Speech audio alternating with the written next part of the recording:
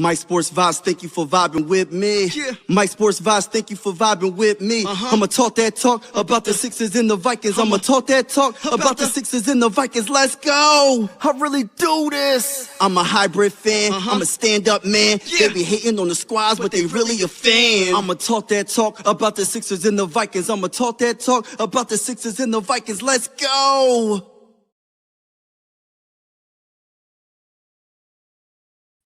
Let's go. Let's go. Let's go. Rockets versus the Philadelphia 76ers. Appendicitis for citis, for Joel Embiid was diagnosed, and he will be out for probably the rest of the season. But we still got business to handle. So prayers to Joel Embiid.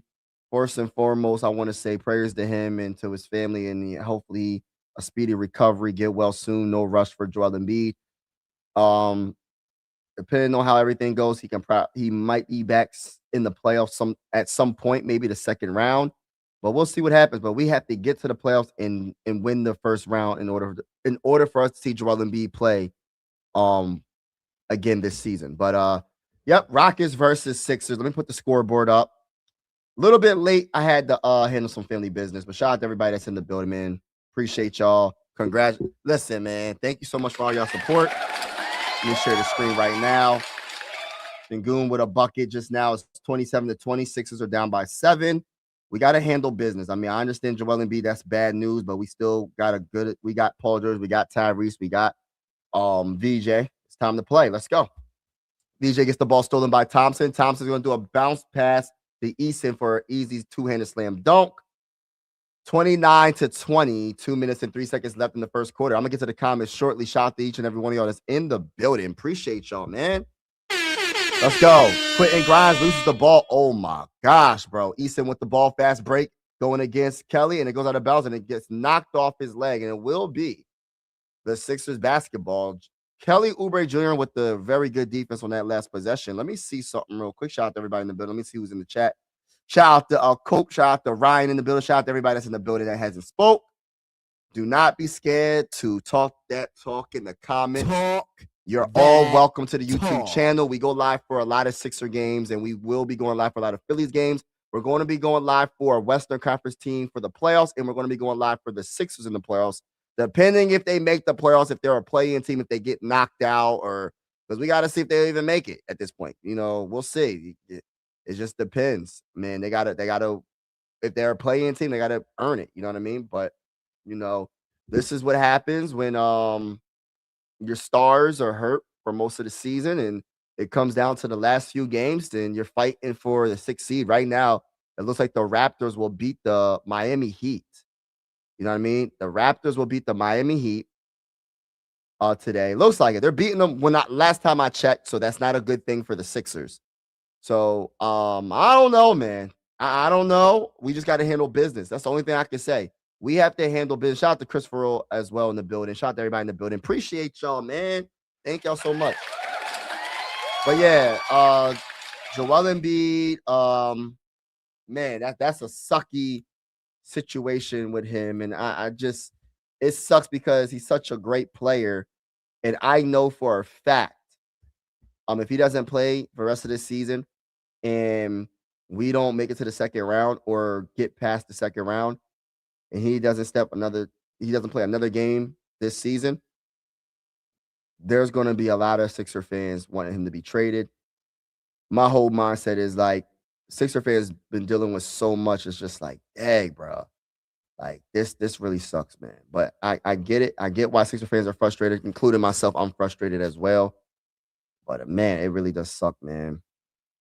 It sucks. Him being out for something else. It really sucks, man. And I'm glad they caught his what was happening with him. I think he got surgery this afternoon. So appendicitis. So let's get it. Let's go. Let's get back to the game. PG with the ball. Let's go. He's trying to cross up Kevin Durant. He's going to pass it to Kelly. Kelly's going to fake the 3. Drives hard in the paint. He's going to try to get the Drummond, but it goes to VJ Edgecombe, deflected to him, and he's going to miss the shot and rebound by the Rockets in the fast break and a slam dunk by Thompson. So it's 33-20. It's a 13-point game early on, 13-3 running the last 2 minutes and 29 seconds. Quentin Grimes stops the dribble, gives it to PG. PG's being guarded by Thompson, and he's going to shoot the midi from the free throw line. He's going to make it. So it is 11-point game, 22-33. So the Sixers, 1 minute and 3 seconds left in the first quarter. Man, it sucks, man. Sucky news, but I'm just happy that Joel Embiid, from what I'm seeing, the article, successful surgery. So that's all that matters. Let's go. Kevin Durant driving hard in the paint, layup, misses it, and he gets his own miss, and he throws it away, but it goes out of bounds, and it still will be Rockets ball trying to get to Sengun, but Grimes deflected the ball out of bounds, and it will be Rockets ball. 45 seconds left in the first quarter. 45.5 seconds left in the first quarter. So, all right, so Thompson's going to inbound the ball. Let's get it, man. Let's see what's going to happen to Shepherd. Shepherd's going to, what's he going to do? He's going to pass it to Sengun. Sengun's going to shoot the three from outer space, airballs it, rebound by Thompson, but he gets fouled. I think he meant to pass that ball. He airballed it, but I think it was really, listen, I think he meant to give it to Thompson. He didn't really mean to shoot that. He was like, yeah, that was a pass to you, bro. That was a pass to you. That was not a three from me, bro. I was trying to act like I was shooting a three, but in reality is I was trying to get it to you. You know what I mean? It worked out perfectly for the Rockets on that possession. But shout out to everybody in the building, man. Appreciate y'all. Yeah, man. Hit the like button. There's a very good chance Orlando will be our opponent in the play-in. Yup. We gotta win, bro. Listen. Nothing is guaranteed for the rest of the season, bro. Like, even against these next two opponents, I think it's the Pacers and the Bucks, bro. Nothing's guaranteed, bro. Like, we got a tough road ahead of us. I don't care who we go. We could be against the worst team. We got to win these games. Let's go. Kelly with the ball, driving hard in the paint. He's going to shoot the little midi in the paint, breaking for chicken, but the put back by Drummond with the one-handed slammer. Shout out to Andre Drummond with that. 24-35 is the score right now. 28 seconds left in the first quarter. Rockets are winning. Rockets, this year they could mess around and represent the Western Conference. They have a very good team. I think the Kevin Durant addition was big time. Sengun with the ball, and he almost loses the ball. He does lose the ball, and it's going to be a fast break by the Paul George with a nice bounce pass to Kelly, and he dunks the ball with two hands. We had the numbers. Oh, it's going to be cherry picking and deflected by VJ Edge, going to try to get the Sengun. But yeah, man, like, my whole thing right now, bro, is what's going on, Mr. Call Mall Day. What's going on, brother? What's going on, my brother? How you doing? Yeah, man. I don't ain't gonna lie, man. Like, I feel a little bit off. Like I'm not like sad, but I'm just disappointed because I know like this season is probably gonna be his last season in the Philadelphia 76er uniform. If he doesn't play and we don't make a run, I could almost guarantee you that I don't want to say guarantee you, but there's a high possibility there's going to be a trade. I don't think you're going to be the trade Paul George. Maybe you can trade Paul George in the offseason, but Joel Embiid is going to mess around and be traded in the offseason. That's just my honest opinion. We'll see what happens. And he's one of my favorite players, man. It just sucks, man. It just sucks. And you know what? Orlando is a decent team. You know what I mean? They had an up and down season all year, but it ain't no gimme. It ain't no gimme. 76ers really have to consider life without. Yeah, that literally, I literally was just saying that, bro. I don't know if you read my mind, but it's easier said than done though, because you have to find a team that's going to want to trade for the contract. Even though Joel Embiid is very, very, very, very good, right? But the whole thing is that if he's healthy, you know what I mean? Now, what I feel like if he was to get traded in the offseason, I feel like Joel Embiid's going to go to a team and he's going to be healthy, right? And he's going to win a championship. That's how I look at it right now. I just feel like he's going to be healthy and he's going to dominate. And he's going to end up winning a championship. All I got to say is if the Sixers do trade Joel Embiid in the offseason, and I know I'm talking about the offseason, the season ain't even over, but I'm just saying, just staying a little bit ahead, right?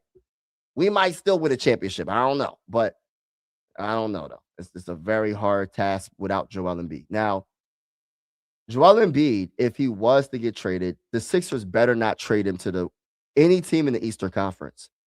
I don't care what they offer you. If you trade him to a team in the Eastern Conference, my gosh. That's all I'm gonna say. My gosh. Because he's gonna cook us. He's going to cook us. And you better not trade him to the Celtics. That's another. You better not trade him to the Celtics. You better not trade him to no Eastern Conference team, but mainly the Celtics. If you trade him to the West Coast, I don't care what team. Get whatever you can get. If you happen to trade Joel Embiid. You know what I mean? But it's that contract, bro. Yeah, man. Joel Joel is not dependable enough to depend on he missed way too many. Yep, that's the truth. That's the truth. That is definitely the truth. It's the unfortunate truth, but it's definitely the truth, unfortunately. And this is just a random, I really hope the best for him. That's serious. Anytime you have surgery, emergency surgery, that's serious, man. And it's just bad timing, but I'm just happy that they caught whatever he was going through and helped them out. Let's go. So get well soon, Joel Embiid. Let's see if we can hold it down for you. PG with the ball. And he almost loses the ball. And Easton's trying to get that ball from him. And PG shoot up. Going between his legs. He's going to shoot the three with no hesitation. And he breaking for Chicken Sengun with the rebound. So Easton was playing that lockdown defense on Paul George just now. Let's go, baby. Come on. Let's go. Thompson with the ball. What's he going to do with it? He's being guarded by Quentin Grimes. And Thompson's driving hard in the paint. Gives it to a wide open. Oh, he doesn't even shoot it. But who's number 10? Oh, that's Jabari Smith. It's just really crazy. Like, man, I can't believe this is happening. And him missing that one game, I think that was Daryl Morey protecting him from himself. Like they knew what it was, man. They was just trying to hold the news until, it sucks, man. So that was Daryl Morey trying to protect Joel Embiid from Joel Embiid. And at the end of the day, these athletes are still human beings. You know what I mean? Like I know they're the most athletic, but at the end of the day, they're still human beings. And things happen. So Smith is at the free throw line for 2, made 1. All right. But yeah, I mean for 3. I'm sorry, for 3. But yeah, man, it's just like it's crazy timing. And it's like I'm trying to be optimistic with the whole Adem Bona and Drummond being the starting and backup center, but I'm sorry, man. Like they don't have no defense. They don't. We better have the first round matchup. We don't go against a dominant center. Tyrese Maxey with the ball gets a screen by Dominic Barlow, driving hard in the paint with the finger roll layup off the backboard and gets it in. Let's go. 28-37. Thompson with the ball. He gives it to Sengun. Sengun's with the ball, gives it to Smith. Smith bounce passes Sengun. Sengun's going to fake he's in the paint. Shorty, what you think? And gets it in off the backboard. He's doing a lot of fakes in the paint. All right, so it's 39-28. Tyrese Maxey with the ball. 10 minutes and 50 seconds left in the second quarter. Tyrese Maxey, what you going to do with it? He gets a screen by Dominic Barlow. Bounce pass to Dominic Barlow. And a jump shot. It was a little ugly, but he missed it. And rebound by the Rockets. Thompson with the ball being guarded by Quentin Grimes. What you going to do? Thompson gets a screen by Sengun. He's going to shoot the midi from the free throw line and makes it. Good job, Thompson. Okay. 41-28. 10 minutes and 26 seconds left in the second quarter. Come on, we got to score. We got to get some buckets. Come on. Tyrese Maxey, you got to put the team on your back. Tyrese Maxey loses the ball. The defense for the Rockets is on point. And Easton on the fast break gives it bounce pass to Smith for an easy slam dunk with 2 hands. And it is 43-28. Timeout by the Sixers. Oh, my gosh. Oh, my gosh. What did I get myself into? But, yeah, shout out to everybody in the building, man. Appreciate y'all, man. But, yeah, the one thing about the Sixers right now is they got to keep on striving for greatness, man. Like, I was trying to tell people, like, the Sixers are not better without Joel Embiid, right? We already established that conversation. I got the stats to back that up. But even though that's the case, somebody on this roster, all these max players, I'm talking about Tyrese Maxey, I'm talking about Paul George, one of y'all gonna have to put the team on y'all back. One of y'all. Because you can't depend on Joel Embiid now. You can't depend on 30 points and a center that can alter shots on defense. You gotta go get Tyrese Maxey.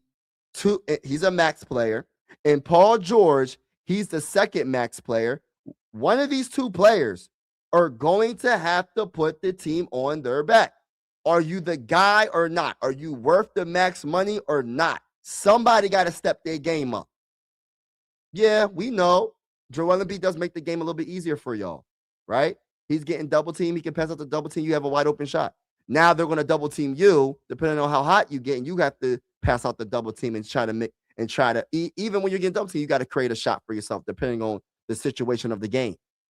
So you don't have Joel Embiid no more. So you got to look at it like this: Joel Embiid ain't coming back for the rest of the year, even though he possibly could come back later in the playoffs, right? But you can't focus on that.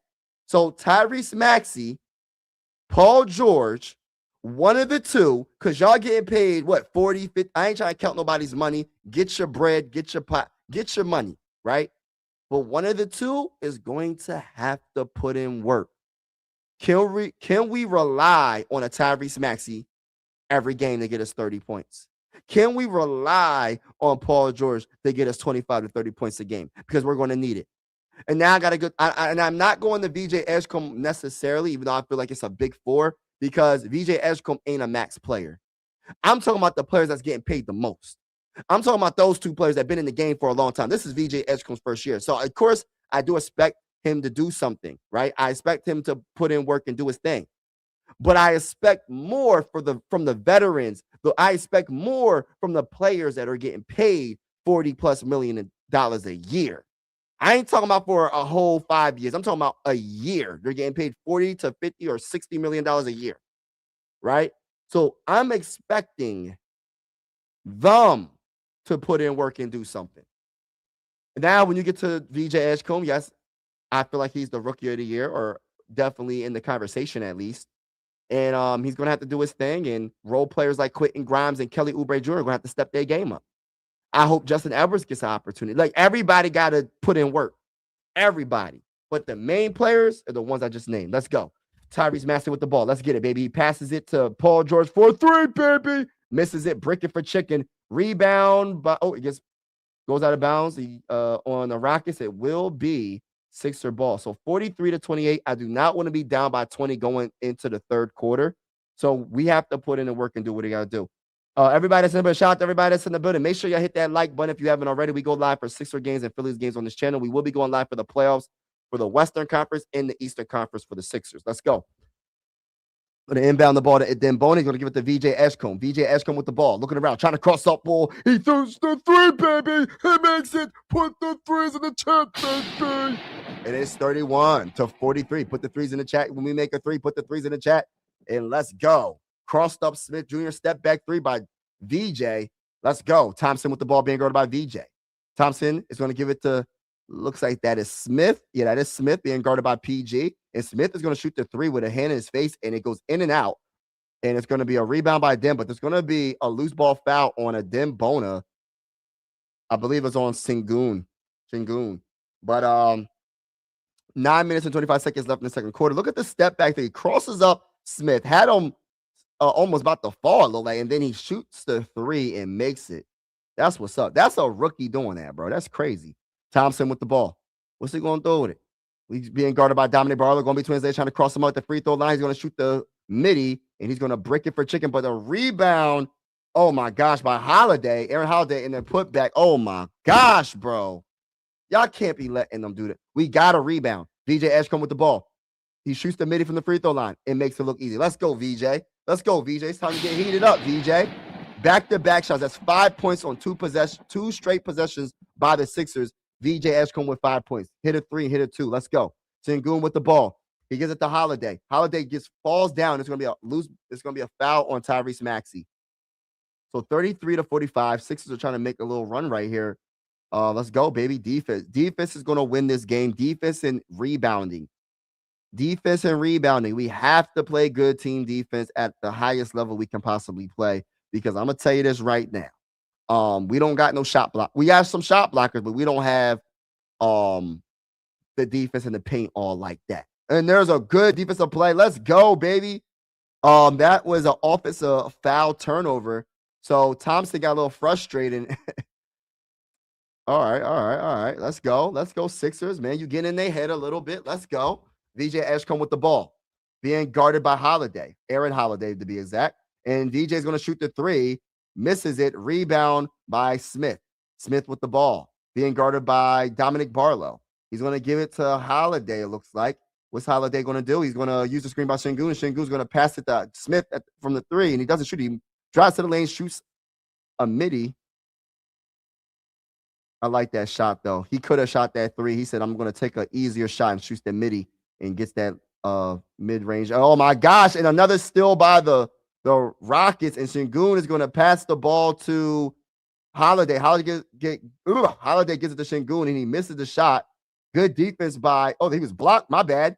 Look at Paul George crossing up Thompson, driving hard in the paint, and he gets fouled. He will go to the free throw line for two. Good defense by the Sixers. Recovered defense by the Sixers, because I thought Şengün was going to get that bucket. He was point-blank range and good defense and altered that shot, or he got blocked. But I thought they was going to call a foul. See, you know what I like about these refs, man? The refs in this specific game, I don't know who the refs are, but they're letting them play. They're letting them play, man. They're not calling every little ticky-tack. They're calling fouls, but they're not calling every ticky-tack foul. But, yeah, we need Paul George to really, really be on point. Last 7 games, averaging 24.4 points a game, shooting 46.9% from three. Love it. Love it. Rebound, 6.1, assists, 4, and 2.9 steals a game for Paul George. So Paul George is balling these last 7 games, but we're going to have to bring that 24 to 30. Am I asking too much, y'all? I said we're going to have to bring that 24 to 30. It got to be 26 to 30, 33 points. 26 to 33 points a game at this point. Paul George was 6 points so far in this game, 2 of 5 from the field.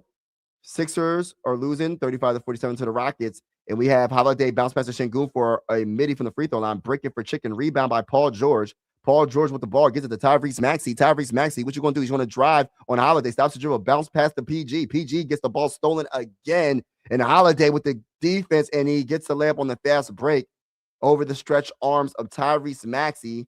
Oh, my gosh, bro. VJ Edgecombe with the ball gives it to Tyrese Maxey with the ball. He's going to get a screen by Drummond. He's going to fake the three. He's going to give it to Drummond. Drummond gives it right back to Tyrese for 3, and he hits the 3. Let's go. Put the threes in the chat. 11-point game, 38 to 49. 7 minutes and 4 seconds left in the second quarter. And Thompson drives hard in the paint, gets fouled, and he will go to the free throw line for 2. I believe he got fouled by Tyrese Maxey on the foul. But yeah, man, we have to see Justin Edwards. Like, we have to see Justin Edwards or Watford. Somebody's going to have to help us out with defense and rebounding. Like, we really got to get our rebounds. We really got to box out. We definitely got to do all the little things that we don't do at a high level sometimes, because now we're going to be missing 30 points a game or 20-some points a game from Joel Embiid. So we got to make sure we do the little things to kind of like cover up some of the other deficiencies, man. We got to really do those little things, man. Hustle. Going to have to hustle. Is that Walker that's checking in the game? Was that Walker that checked in the game? Oh, wow. They got Walker in the game instead of Justin Edwards. What? I'm not trying to come at Walker. I'm not saying he ain't good. All right, but what? To come in for Paul George? All right, man. Whatever, Nick Nurse. I guess, Nick Nurse. Let's go. Tyrese Maxey with the ball. What's he going to do? He's going to shoot the 3 with no hesitation and breaks it, but rebound by Walker, and he gets the offensive put back. I was talking crap. Let's go, Walker. Let's go, Walker, baby. And Thompson is being guarded by Walker. He passes it to Holiday. Holiday is going to pass it to Capella, it looks like, and he gets it to Durant. Durant's going to shoot the midi and makes it nothing but net. Oh, my gosh. Now, I was just talking to my mom earlier today, right, about like Kevin Durant's like, how old is Kevin Durant? Like 37 years old, 30. I don't even know what his age is, but he's still like one of the best players in the game. You know what I mean? VJ Edgecombe shoots the midi, breaking for chicken, rebound by VJ. VJ's going to give it to Kelly. Kelly's going to shoot the 3, breaking for chicken, rebound by Yeah, it's gonna be offensive foul on, I believe, Walker. Man, that sucks. But I was just talking about Kevin Durant, and he's still playing at a very high level. Isn't it amazing? Like some of the players that you grew up watching are like they in their late 30s and they're still playing at a high level. Like I can't believe I don't care what nobody says. LeBron James is still playing at a high level. No, he's not the old LeBron James with the Cavs and the Heat. I'm not even going to say all that, but he is playing well. I just seen the man dunk on somebody the other night. I'm like, yo, why this man like 41 years old and he dunking on dudes and he's better than even the young dudes in the game. Like Kevin Durant, like 39 or whatever. I don't know how old Kevin Durant is, but I know he in this mid to late 30s, right? And he's still better than all these players, bro. He's better than most of the players in the NBA. And that goes to show you the work ethic, the greatness of both players, health, taking care of their body. It's just amazing how they're able to still dominate, bro. It's crazy, bro.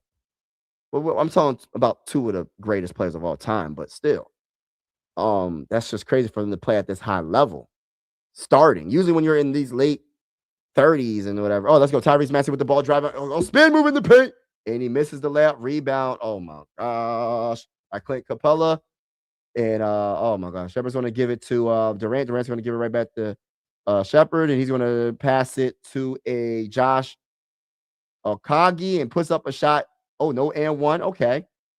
I'm gonna just say Josh. I'm not gonna say Akagi. I don't know if that's his last name. I don't want to say that. Let's go. Tyrese Maxey's gonna get the ball deflected out of bounds, and it will be Sixer ball still. But yeah, man, like I just feel like, man, these dudes, man, gotta give them a lot of credit, man, to still be playing at a high level. Tyrese Maxey's gonna inbound the ball to who? Pass it, brother. Pass it. He passes it to Drummond. Drummond with the ball. What's he gonna do with it?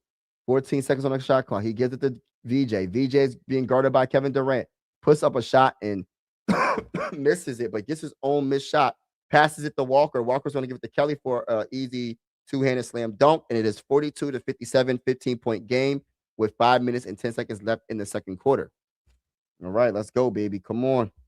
Come on. Shepard with the ball. What's he going to do? Gets the screen by Clint Capella, shoots the three, and he's going to make it nothing but net. So it will be 60-42. Oh my gosh. I don't even want to say how many points we're down by anymore because it's going to start getting bad, I think. VJ Edgecombe with the ball. Come on. Come on, Sixers. Y'all got to play better defense. Down by 18. Come on, y'all. Tyrese Maxey with the ball. What you going to do with it? Oh, he's going to cross off Smith. He's going to put up a shot, and there's no foul call. He gets his own rebound on the ground, and he gives it to VJ for three, and he makes it look easy. Put the threes in the chat, baby. Put the threes in the chat, baby. It is a 15-point game. 60-45. Let's go, paper. Let's go. Clint Capella with the ball. He gives it to Kevin Durant. Kevin Durant being guarded by VJ. This is not a good matchup, and he's going to shoot right over top of him and make it. Oh, my freaking gosh. There's no answer for that, bro. And you got, and I like VJ. I love VJ as a player, but you got VJ Edgecombe guarded. I know it's probably most likely a switch. I know that's not normal, but come on. Let's go. VJ goes a bounce pass to Tyrese Maxey. Nice bounce pass to Tyrese Maxey, driving to the lane, comes to the rim, and gets the easy layup. 47-62. And Shepard shoots a three and makes it 65-47. 3 minutes and 42 seconds left in the second quarter. Sixers are down, but not out. Whew. Kelly Oubre Jr. with the ball. He passes the time. Oh, it's going to be a timeout. All right, let me get to the chat. I know y'all probably like, what in the world are we going to do? What are we going to do, y'all? Like, what are we going to do, y'all? Like, I'm very nervous about this dang on team, bro. I'm going to get to the comments right now. Let's go Sixers. TY's in the building. Everybody that's in the building, make sure you hit the like button, hit the like button, hit the like button. Also hit the subscribe button. We are going live for every Sixer game. Well, mostly every Sixer game, especially now because it's the end of the season. And we go live for Phillies games as well. If you're feeling the vibes, consider subscribing. We are also going to go live for a team in the Eastern Conference and the team in the Western Conference. So if the Sixers get knocked out in the Eastern Conference, which I feel like they have a high chance possibly getting knocked out at this point because Joel Embiid is hurt, I will still cover a team in the Eastern Conference, whether it's the Knicks, the Celtics, or whatever. And I'm also going to cover a Western Conference team So I gotta choose who that's gonna be. I'm still stuck with I'm still like going like debating with myself. Should I do the Nuggets? Should I do the Thunder? I could probably even do the Rockets. I don't know, but I will do a Western Conference team. But shout out to everybody in the building. Make sure y'all hit that like button when y'all come in and hit that subscribe button. It will really help the channel out. Trying to get to my first 900 subscribers. So if you know anybody that's a Phillies fan or a Sixers fan or just likes good vibes, tell them to subscribe to Mike Sports Vibes too. I love playing with Kelly Oubre Jr. on 2K. His defense is good. Yeah, Kelly got some good defense. But the unfortunate truth, bro, listen, we need a lot of his offense right now. I watched KD play in the yeah, KD is amazing. KD is simply amazing. Do you think Sixers might shout out to my bull Maddox? He said, do you think Sixers might face Pistons? Oh my gosh, if they play in, there's a high possibility. And I'm not gonna lie to y'all. Like I'm gonna keep it real. If we go against the Pistons in the first round, I'm not gonna guarantee the Pistons are gonna win. But when I'll give you a percentage, I give it about a 89 point. No matter of fact, I'll go a little higher. I'll give them a 90% chance of beating the Sixers in a 7-game series without Joel Embiid. And I give us only a 10% chance to win that series. And I'm just being honest with y'all. Pistons are way better. So, and Cade Cunningham just got back. Cade Cunningham, I'm so happy for him. Came back just in time. I think he almost had like a triple-double, or at least he had a double-double coming back. It's going to be very spooky going against the Pistons in the first round. I don't want that. I do not want that. I do not want that matchup. I'd rather go against the Celtics than the Pistons in the first round, to be honest with you. Honestly, if I had to choose a first round matchup, I would want to go against if we're not going to be able to go against the Cavs, because I don't think we're going to get that high of a seed. I'd rather play against the Knicks or the Celtics. I would love to play against the Cavs, but I don't know if that's going to happen. James Harden is still playing well also on the Cavs. Yep, he is. All right, let's go. PG with the ball. Being guarded by Kevin Durant, gets a screen by Drummond. Drummond with the bounce pass, gets the ball deflected by Clint Capella. And it's still Kevin Durant's going to pass it to Thompson. Thompson gives a rep at the KD for a midi. It makes it look easy. It's just so easy, bro. KD, he could probably play this game longer than anybody because he doesn't. I'm not saying he's not athletic, but he's not one of those flashy players that he's just dunking on dudes, right? It's like a finesse game. And he can play defense as well. He's an underrated defender. Let's go. VJ Edgecombe with the ball. What's he going to do with it? He passes it to Quentin Grimes. Quentin Grimes being guarded by Shepard, gets a screen by Drummond, shoots the 3, and he misses it. Rebound by Kevin Durant. But yeah, Kevin Durant is special, man. Kevin Durant is so special. I'm going to get to the comments shortly. Thompson with the ball. Thompson, what you going to do with it, bro? He passes it to KD. KD gets a screen by Clint. No, that's not Clint. That's Eason. He's going to give it to Thompson for a corner 3. Bricking for chicken. Rebound by PG.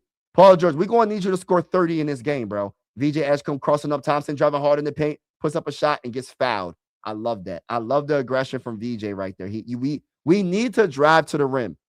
We need to get them in foul trouble. We need to attack and see if they can block these shots, bro. We got to do that. We can't just rely on threes.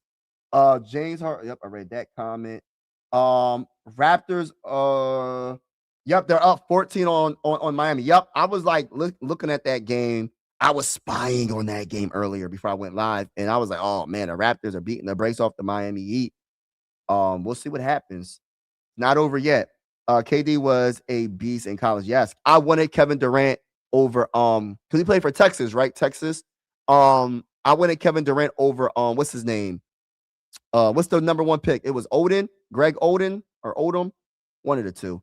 I wanted Kevin Durant. Like, I don't know what pick we had, but I chose Kevin Durant. I was like, he should be the first overall pick. I've been saying that.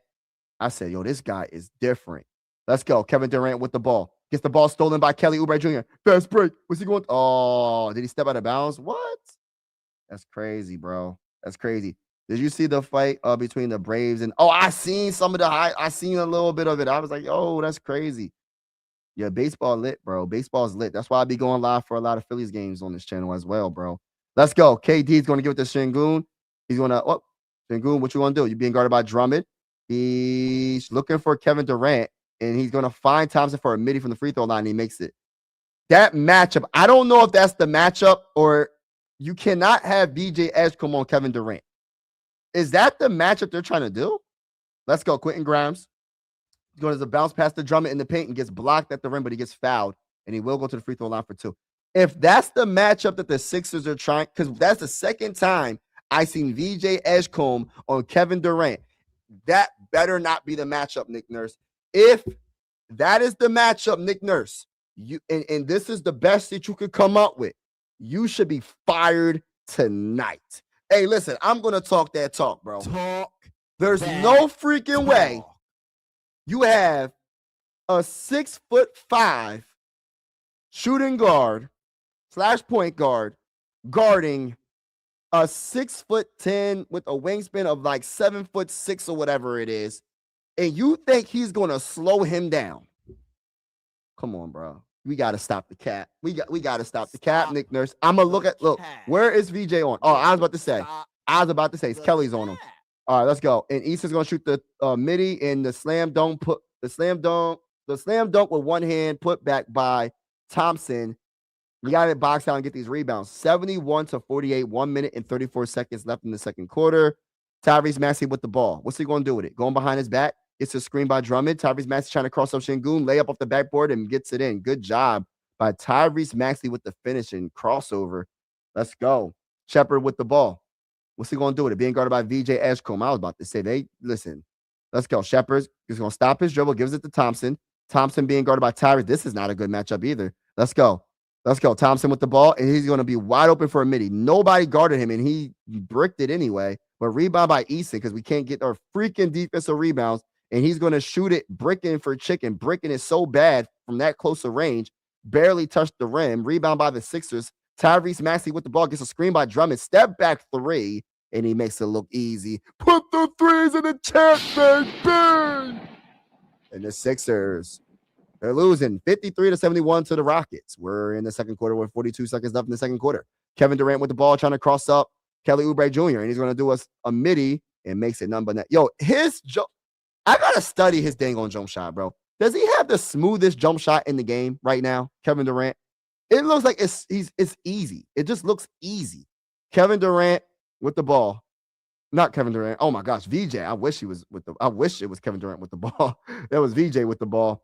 And it goes out. He tried to get it to Drummond, and Drummond gets the ball knocked out of his hands, and it will be Sixer ball still. Ah, man, I really wanted Kevin Durant to come to the Sixers. I know there was rumors before he signed with the Rockets. I was like, yo, can we try to go get Kevin Durant? That would be awesome, bro. Let's go. PG with the ball. He passes to VJ. VJ, what you going to do with it? He's going to give it to Ty. Tyrese is going to shoot them 3, and he makes it look easy. Put the threes in the chat, baby! Everybody in the building, make sure you hit that like button. If you haven't already, hit the subscribe button. We're going live for Sixer games, Phillies games, playoff games. Let's go. And Shepard's going to give the ball to Kevin Durant. Kevin Durant with the ball. He's going to put up a floater. Misses it. Rebound by Drummond. Drummond's going to give it to PG.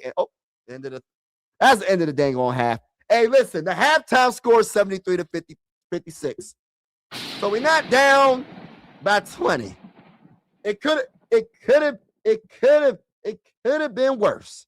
We're not down by 20 at halftime, ladies and gentlemen. It ain't quite that bad. So we still in there, but my biggest concern is the third quarter. I'm going to get to the comments shortly, but I just had to talk about this again. Joel Embiid will be out for pretty much the remainder, but for the rest of the season, right? Undergo surgery, appendicitis, my bad. Appendicitis is what he was diagnosed, and he had to get emergency surgery today in Houston. And yeah, so he's going to be out for at least until the second round, if we can even get out the first round. That's the issue we have, because if you go against the Pistons, we losing that 90%. I give them about a 90% chance of losing that series.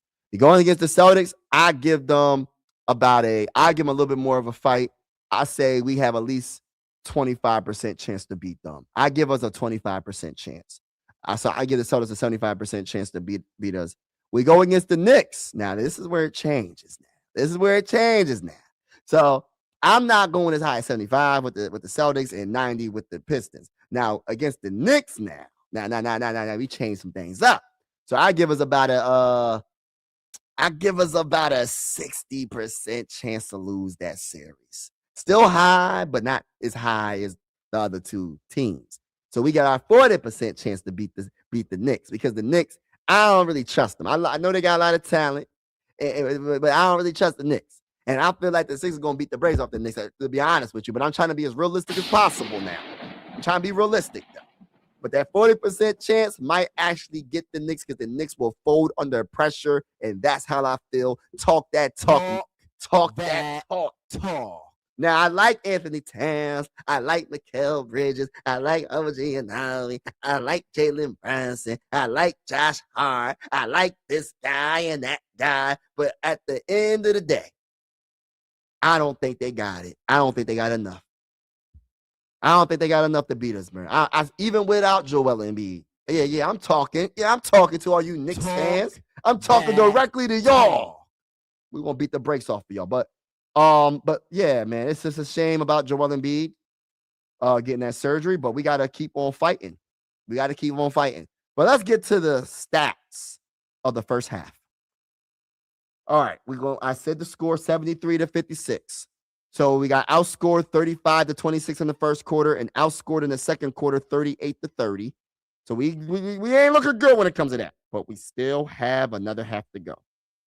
And hopefully the Rockets try to play down to the competition and they don't play as well and they start breaking for chicken and we win the game. But the only way the Sixers will win this game is if they play better team defense. That's number one. Number two, you better start rebounding the ball. I don't want the Rockets getting any second chance opportunities. The slam dunk by Thomas, the one-handed slammer, we can't have that. We cannot have the one-handed put-back slammers. We got to stop the second chance points. They don't deserve any second chance points, man. They don't deserve it. Points off turnovers. We turn the ball over too much. We have 11 turnovers in the first half, and they scored 20 points off of those 11 turnovers. Oh, my goodness.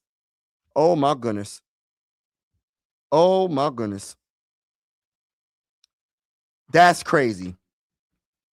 That is crazy. So we got to take care of the dang on basketball. That's another one. But we got to make sure we rebound. We got to rebound. Let's see what the rebounding is. So it's 20 for the Rockets and 20 for the Sixers. But we need everything, because we don't have our guy Joel Embiid. So, but the turnovers is really what is hurting us the most.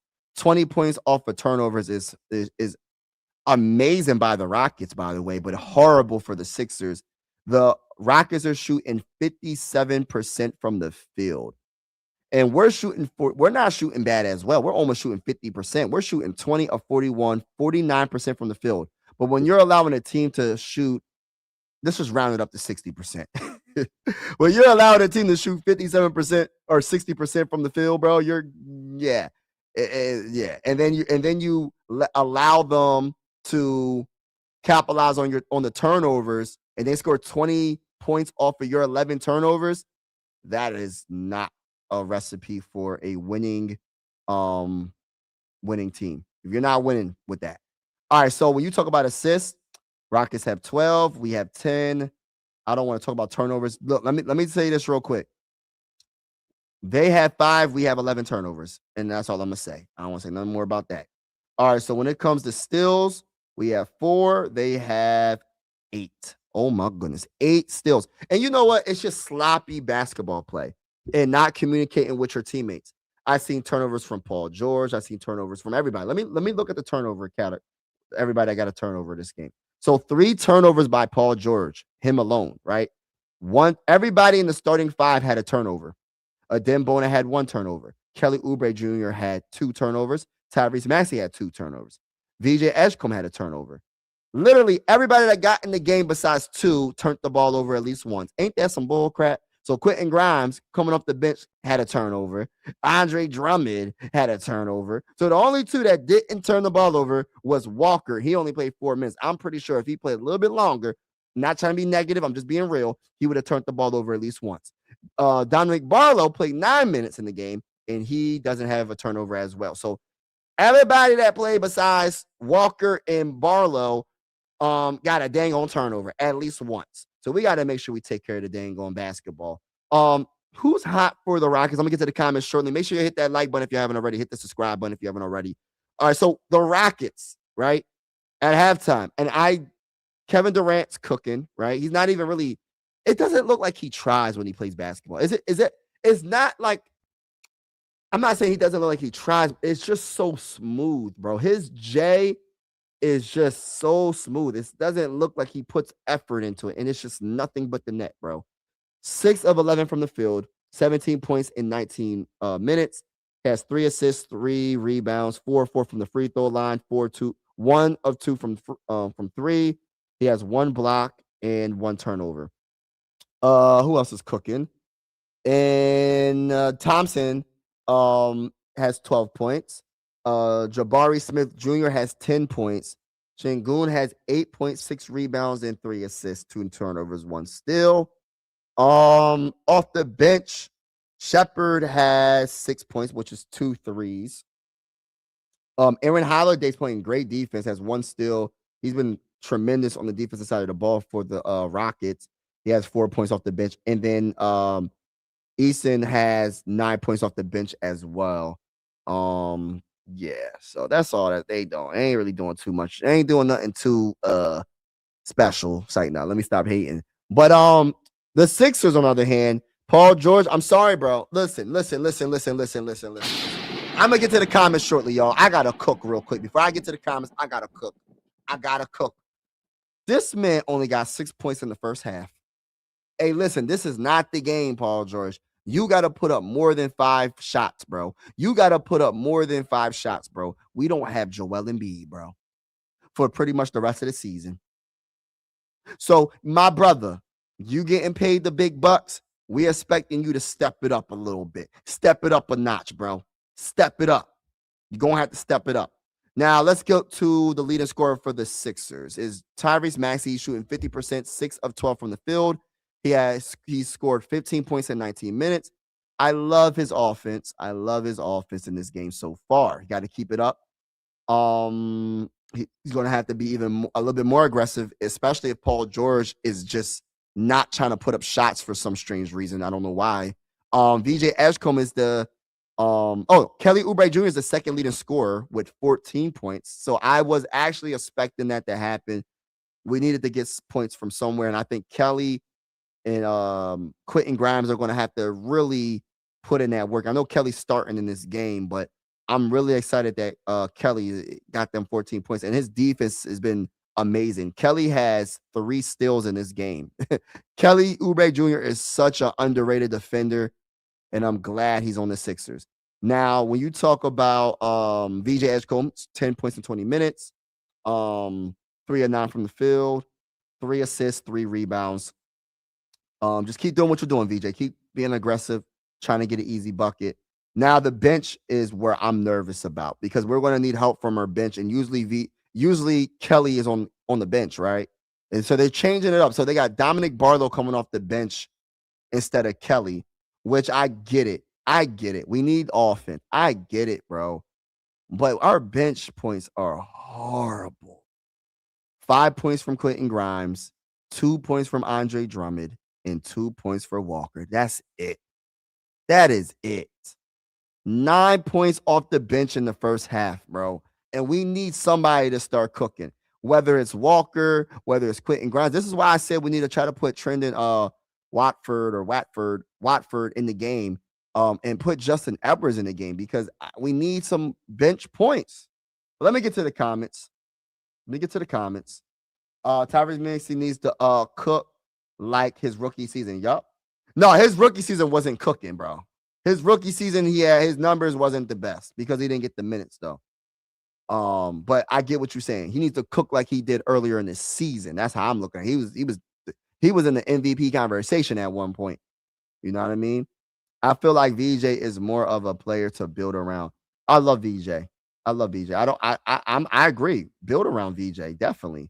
I 100% agree with that. Cooper Flag is getting Rookie of the Year, and Wemby's getting MVP. Yeah, I can see that. I really hope Victor Wembanyama gets the MVP. He deserves it. What a amazing player. I don't know if he's disqualified. I don't know how many games he missed or I don't know. So y'all could probably have to look that up for me. I don't know if he missed too many games this season. But yeah, he should definitely get MVP. Yeah, Cooper Flag's been playing well as well. But I'm still gonna speak about my guy VJ Edgecombe, brother. Yes, Christopher Real. Shout out to you, Christopher Real, my bro. Thank you for promotion. Hit the like button, subscribe to Mike Sports Vibes 2, family basketball channel, home of the Sixers and Phillies. And also, we will be going live for play-by-play for the Western Conference and Eastern Conference playoffs. So if you're interested, make sure you hit that like button and hit the subscribe button. He said, Spurs, please. You want me to do the play-by-play for the Spurs in the playoffs? I could definitely think about that. I'm going to put a poll out there, y'all. I'm going to put a poll out there, and I'll just go with that poll most likely. Do the Spurs, they haven't made it to the playoffs since 2019. Yeah, I'm so happy for the Spurs fans. I really do. Raptors are up 17 on Miami. Yo, it's a wrap. Yeah, Raptors are going to be stuck in that 6th spot. They're going to be stuck in that 6th spot most likely. Yep. Celtics are cooking, y'all. LOL. Pick the Knicks out. Yeah, I would love. Listen, I gave them a 75% chance to beat us, but I still give us a 25% chance to win. That's just not high. But I give us only a 10% chance to beat the Pistons. You know what I mean? So I'm being realistic. I ain't like I'm being delusional. I'm usually delusional. You know what I mean? Mike, do you think Tyrese Maxey somebody to build around? I don't. If I see that he not consistent enough yet, since well, I think you can build around him, but I don't feel like he should be your like you could have multiple good players on the team. Like for instance, right? Celtics right now. Do you think do you think, all right, let's talk about Jaylen Brown and let's talk about Jason Tatum. They're both very good players, right? So you can build around, you don't just have to build around one player. You could build around a couple of players. You could build around 3 players. You get what I'm saying? Like Jaylen Brown was the MVP of the finals, bro. Jaylen Brown not only stuck the best player in the finals, and he was putting up 20 plus points a game. Jaylen Brown was amazing.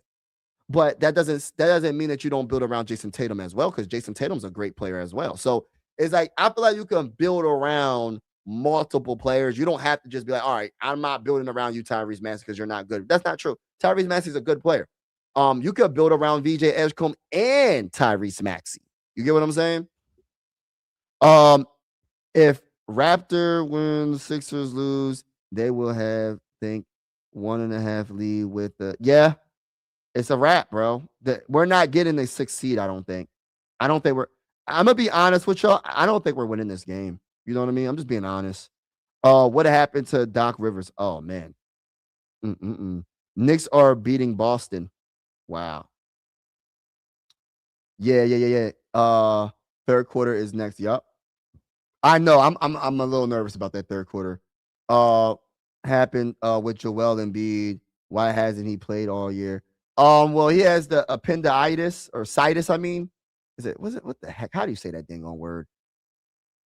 But he was diagnosed with that earlier today, and he had to have emergency surgery. So you know, it's nothing you can do about that. You know, they're still humans at the end of they're humans at the end of the day. You know, appendicitis. He was diagnosed with that, so he had to get emergency surgery in Houston. And prayers to him. And when you talk about all season long, he's just been battling injuries all season. 76ers might be the 9th seed. Hopefully the Heat. Oh man, I don't know, bro. All right, let's get back to the game. The game, third quarter is on and popping. Hit that like button, everybody. Hit that subscribe button. Shout out to everybody that's in the building. Let's get it, baby. And VJ shoots the 3, breaking for chicken, rebound by Smith. Woo. All right, y'all. This is the third quarter. We got to hope the best, right? We got to hope the best. And Thompson drives and he gets fouled, but he's not going to go to the free throw line. That's on the floor foul. Not a shooting foul. Okay. All right, but yeah, shout out to everybody in the building, man. Appreciate y'all. Make sure y'all hit that like button if y'all haven't already, and also hit that subscribe button. It really will help the channel out. I'm trying to get to my first 900 subscribers. Thank you so much for all your support. All right, let's go. Kevin Durant being guarded by PG gets a screen. He's going to pass it to Şengün. Şengün's going to fake the pass and give it to, he misses the layup. Who was that in the paint? That was Josh that missed the layup, and the rebound to the Rockets, and the missed 3 Looks like by Thompson. See, that's the thing, bro. Those miss when you don't get the rebounds, bro, it really hurts your team. The second chance, and I think he got fouled shooting a three, bro. Like, my whole thing is this, bro. Like, yeah, he was behind the line too. Like, you get what I be saying about these rebounds, bro. Like, rebounding is so important, bro. Like, if you don't rebound, you're going to lose. Shout out to my boy A. He said, hey, no rebound, no rings. That's a fact, bro. Rebound is one of the most basic things, but it's one of the most important things. I put it as it's probably as important, almost as important as scoring. You got to score, right, to win, right? But rebounding is like right there, bro. Right there. If you don't rebound, you let these teams get these offensive rebounds on your team, bro. You're not going to win, bro. You're not going to win. These second chance opportunities add up. And this is not the team you want to do that against because they're already up big. They're already up big. They're going to probably try to push this lead to 30, bro. And then they're going to have bench in the fourth quarter. I'm telling y'all, they're going to try to blow us out. He misses the second free throw. But yeah, bro. All right, let's go. Tyrese Maxey with the ball. 19-point game. Tyrese Maxey driving hard in the paint. Shorty, what you think? Layup off the backboard. Misses it. Come on. Rebound by Josh. Come on. He gives it to Sengun. Sengun's going to give it to KD. KD being guarded by PG. The double team comes, and Josh is going to pass it to Smith for three. Brick it for chicken. But the putback. Another second chance point, bro, by Josh. It's just like, come on. We got to stop doing that. PG with the ball. It's a screen by Dembona. PG's driving, puts up a shot, misses it, and it's going to be a foul. Late foul call, but he does get the foul call. Bro, do y'all get what I be saying? These second chance points hurt your team, bro. Like, this is like, I think offensive rebounding for us is important as well for the Sixers. But the defensive rebound, bro, is so much more important because we're letting these dudes, we'll play good defense. They'll brick it, right? And then we'll just let them get putbacks all game. We're not boxing out. We're not doing the small things to get the rebound. Like, I'm not liking this, bro. We got three max players on this team. One is going to probably be out for the season, right? In Joel Embiid. You got Paul George and Tyrese Maxey, and I feel like we are such a bad team without Joel. I get Joel is a good player, but my gosh, can't we play a little better than this? Thompson gives it to Smith.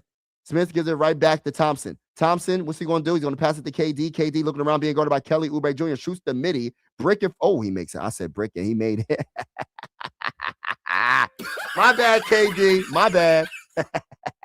I try to speak that brick into existence. Let's go. And PG shoots the three. Misses it. Rebound by the Rockets. And oh my gosh. KD bounce pass to Smith. Smith's going to give it to Thompson. Thompson gives it to Josh. Josh going to give it to Sengun. Sengun's going to give it to KD. KD being guarded by VJ and Kelly. Shoots them three. Brick it for chicken. Rebound again by Josh. Puts up the shot. Misses it. Another offensive rebound and a slam dunk by. Get the freak out of here. Get the freak out of here.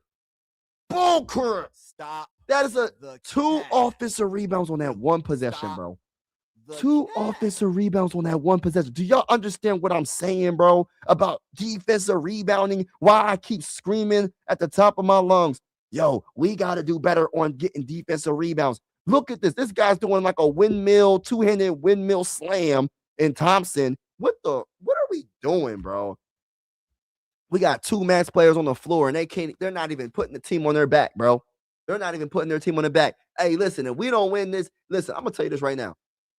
We're going to be a play-in team. It is what it is. We ain't getting the 6th seed. It's a wrap. We're going to be a play-in team, y'all. And I'm going to tell you this right now.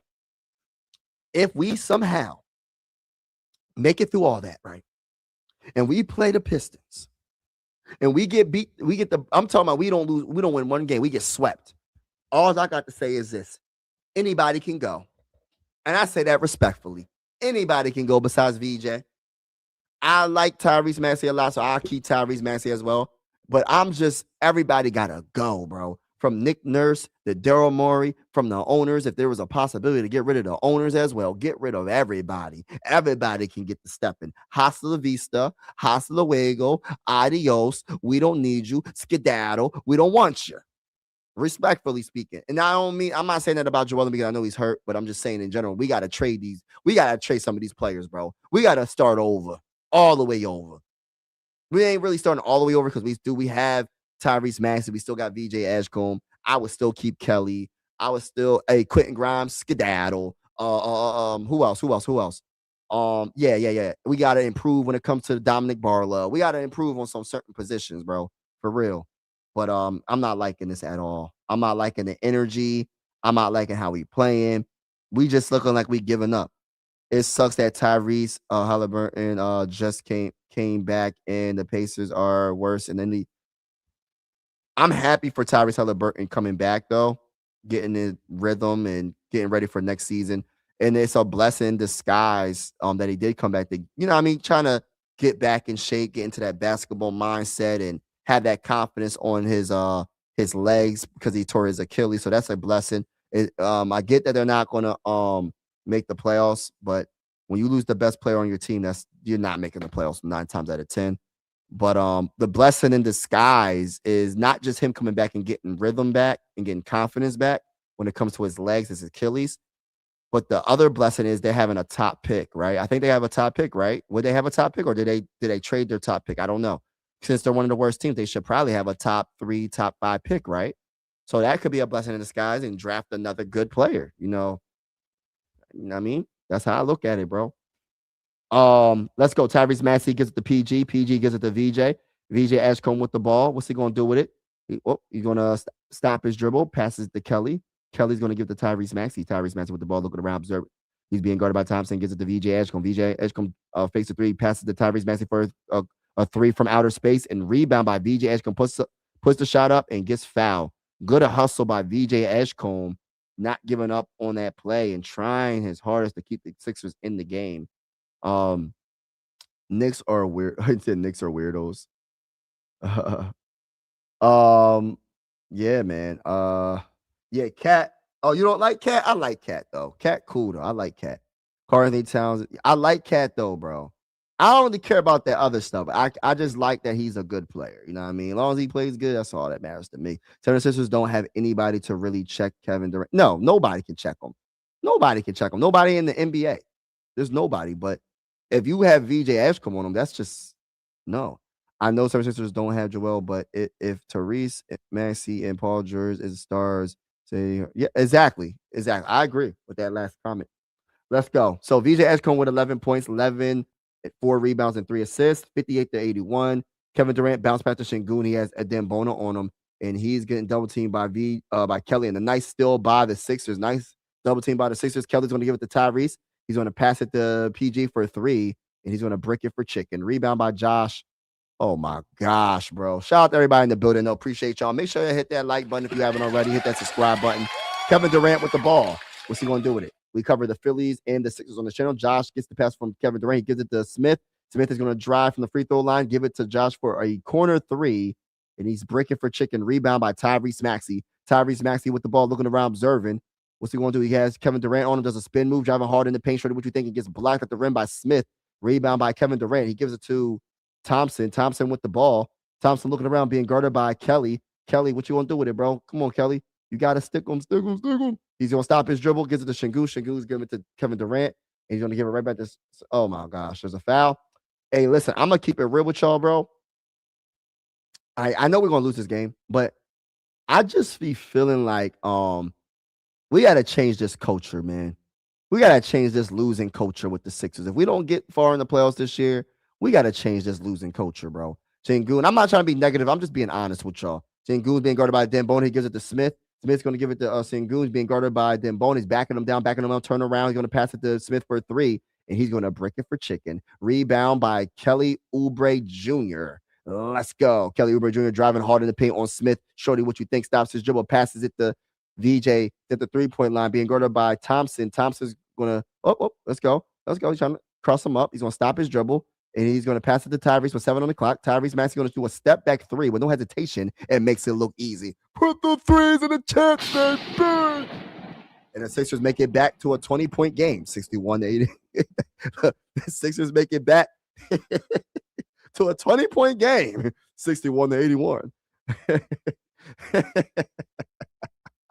Kevin Durant bounce back to Sengun, gives it to Thompson. Thompson gives it back to Kevin Durant. Smith gives it to Josh. Josh driving hard in the paint, gives it to Smith for a layup off the backboard and gets it in. I didn't mean to laugh, y'all, but I just thought that was a little funny. Hopefully someone else laughed with me. Hopefully someone else laughed with me with that little yeah, that it's crazy work, bro. Oh my gosh, I still buy Thompson in the Rockets and the easy fast breaks, two-handed slam dunk by Thompson. 85-61. Back to a 24. We was just at 20 points, bro. Dang. All right, let's go. VJ Schuster 3, break it for chicken, rebound by Sengun. You see how Sengun boxed out, bro? That's what you got to do. What up, Daniel? What's good? Vibing with you. The Lakers game? Yeah, Lakers game. I wonder how the Lakers are doing right now. I know they're probably like the 3rd seed. Josh with the rebound. Oh no. I mean the Sixers. Oh, he goes out of bounds. I'm not sure whose ball it is, but good hustle by Paul George. Shout out to everybody in the building. Yeah, everybody that's in the building, make sure y'all hit the like button, hit the like button, hit the like button. Also hit the subscribe button. We are going live for Sixer games and Phillies games on this channel. We're also going to be going live for playoffs and et cetera, et cetera. All right. What up, bro? I can't believe Luka Doncic got injured. What's wrong with Luka? My MVP is SGA. He in OKC destroying teams left and right. That's true. That's true, though. If Embiid plays, Sixers a problem. The problem is he's out for a long time, Daniel. He's out for a while. He's just had an emergency surgery today. All right, let's go. PG stops his dribble. He's going to give it to, a steal by the Rockets. Smith with the ball, gives it to KD. KD gives it to Smith. Smith being guarded by VJ, gives it to KD for 3, and he's breaking for chicken. Rebound by VJ Edgecombe. So if you're late, he was diagnosed with appendicitis, and he had emergency surgery in Houston. Drummond gives it to Kelly. Kelly's going to get the layup. All right, so 63-85. 5 minutes and 54 seconds left in the 3rd quarter. Oh, man. Oh, my goodness. Somebody help a brother. Thompson gives it to KD. KD being guarded by PG. Trying to cross him up. KD bounce pass to Sengun, and he's going to pass it to Thompson, but there's going to be a foul before the pass. So it's going to be a foul on who was the foul on? Was it Kelly? I want to say Kelly, but I'm not sure. Oh, no, it's VJ Edgecombe with the foul. And VJ Edgecombe is coming out the game. Oh, man, this is crazy. Like, I hate to think like this, but man, it sucks, man. This really does suck for the Sixers, man. I feel like the season's just totally over. Like, it feels like that. That's the vibe I'm getting, bro. KD with the ball. What's he going to do with it? Being guarded by Kelly, going to bounce pass to, nice 3 by Eason. So 88-63. Come on, let's make it back to a 20-point game, y'all. Tyrese Maxey driving hard in the paint, gives it to Drummond, and he gathers control, bounce past the tie for a corner 3, and he's going to make it. Put the 3s in the chat, y'all. Put the 3s in the chat. Sixers are trying to make a comeback. Let's go. 22-point game. Rockets are winning 88-66. Eason with the ball. He's going to give it to KD, being guarded by Quentin Grimes. This is not a good matchup. And KD is going to box him down and turn around midi and makes it. Oh, gosh. All right, so 90-66. Let's go, baby. Just keep it within striking range. Oh, this is not striking range, but and Tyrese Maxey misses a 3 from outer space. Rebound by Eason. And he gives it to KD. They're going to slow the pace down. They're like, man, this team is cooked. They like, man, it's just a pickup game. KD with the ball. What's he going to do? He has Drummond. Oh, my goodness. The double team comes. A kickball by Kelly. Yo, that's funny, though. Yo, Drummond is like, yeah. What's up, KD? He was like, yo, I challenge you to a duel, KD, or a Pokemon battle. Let's go. And then Kelly's like, no, Drummond. We can't have you getting cooked by KD in front of the whole world. Let me try to come and help you out. It's funny, bro. KD with the ball being guarded by, oh my gosh, my Darman Barlow. He passes it to Clint Capella, and he drives to the lane, and he gets fouled, and he will go to the free throw line for 2. Oh my gosh. He said, what'd he say? He said can't compare Maxey to Boston Stars because Maxey is 6'2" and Boston Stars are like 6 foot. Yeah, that is true. No, but I'm just saying, like, in regards of like you can build around. Like, I'm not comparing the two, like really, but I'm comparing the two, but not really comparing the two, if that makes sense. Like, I'm comparing when it comes to you don't have to just build around one player. You could build around numerous players, and I get what you're saying. You're talking about two wing players compared to two guards. I get it. I get it. But I'm just saying, like you can build around two guards, but I get it. The height is just way different, and I understand it. I'm with you with that. But you could build around two players. That's my point. You could build around more than one player. Dominic Barlow with the ball. He passes it to Tyrese Maxey. Tyrese Maxey gives it to Barlow, drives to the lane and misses it. Oh my gosh. Thompson with the ball. Passes to Shepherd for three. Miss it. He misses it. And it goes out of bounds and it will be Sixer ball. But my gosh, bro. Next year, Embiid is going to be kept together by duct tape. Yeah. I mean, Maxey, a baby compared to Celtics boys. Yeah. Oh, he puts up a midi. Was that an alley oop? Was that a midi from PG? Did he airball a mid-range jump shot? Oh my goodness. Easton gives it to KD. Oh my gosh, this is no competition, bro. Like I hate when like a team is so much better than another team. It's crazy, bro. KD puts up a shot, misses it, but he gets fouled. I don't like watching games where like one team is like so much better than the other team. And I be feeling like it shouldn't be that bad, bro. Like, I feel like it shouldn't be that bad because I'm looking at it like this. You still got Paul George. You still got Tyrese Maxey and VJ. It shouldn't be this bad, bro. And this is why I said y'all don't understand how important Joel Embiid is. Joel Embiid is so good. He covers up so much deficiencies on this team. But the problem is the man is always hurt. Or he's, you know what I mean? Prayers to him. But it's true. He's always hurt. But he's so freaking good. And he covers up the funk of this team. Just like when you talk about football, certain quarterbacks can cover up the deficiencies on their team because they're so freaking good. Like Josh Allen, for example. Like Joe Burrow, if he's healthy. You know what I mean? Et cetera, et cetera, et cetera. You know what I mean? Tyrese Maxey with the ball. 93-66, he gives it to Drummond. Drummond gives it to VJ. VJ's going to give it to Quentin Grimes. Quentin Grimes with the ball, being guarded by Thompson. He passes to Tyrese. Tyrese Maxey with the ball. And he's going to pass it to Quentin. Quentin's drying hard in the paint. Shorty, what you think? Layup off the backboard and gets it in. It is 68-93. Sixers are trying to make a comeback.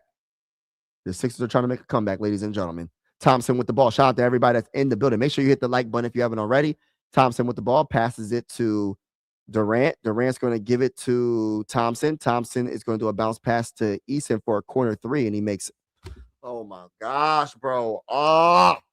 So 96-68, bro. Don't make this a 30-point game going into the fourth quarter. Please keep it at least in the 20s or the teens, bro. Let's go. Tyrese Maxey with the ball. He passes it to Edwards. Finally gets in the game. Passes it right back to Ty. Tyrese Maxey's going to give it to Edwards. Edwards, shoot the three, bro. Drive to the lane. Do something. Oh, my goodness. He gives it to goes to Drummond. Drummond gives it to Quentin. Quentin's going to shoot a midi from the free throw line, and he makes it. Oh, my gosh. This is getting bad. This is getting bad. This is getting so bad, bro. All right, let's go. Shepherd with the ball. Oh, my goodness. He's driving. Oh, he's going to pass it to KD. KD is being guarded by Dominic Barlow. He gets a screen by Clint Capella. Doesn't use it at all. He's trying to cross up Dominic Barlow, and he pushed off a little bit, but he falls. No foul call. He's going to give it to Clint Capella. Clint Capella has Drummond. Gets blocked by Drummond at the rim. Good defense by Drummond, and Drummond gets fouled by a reach-in by Easton. So good job by Andre Drummond. I'll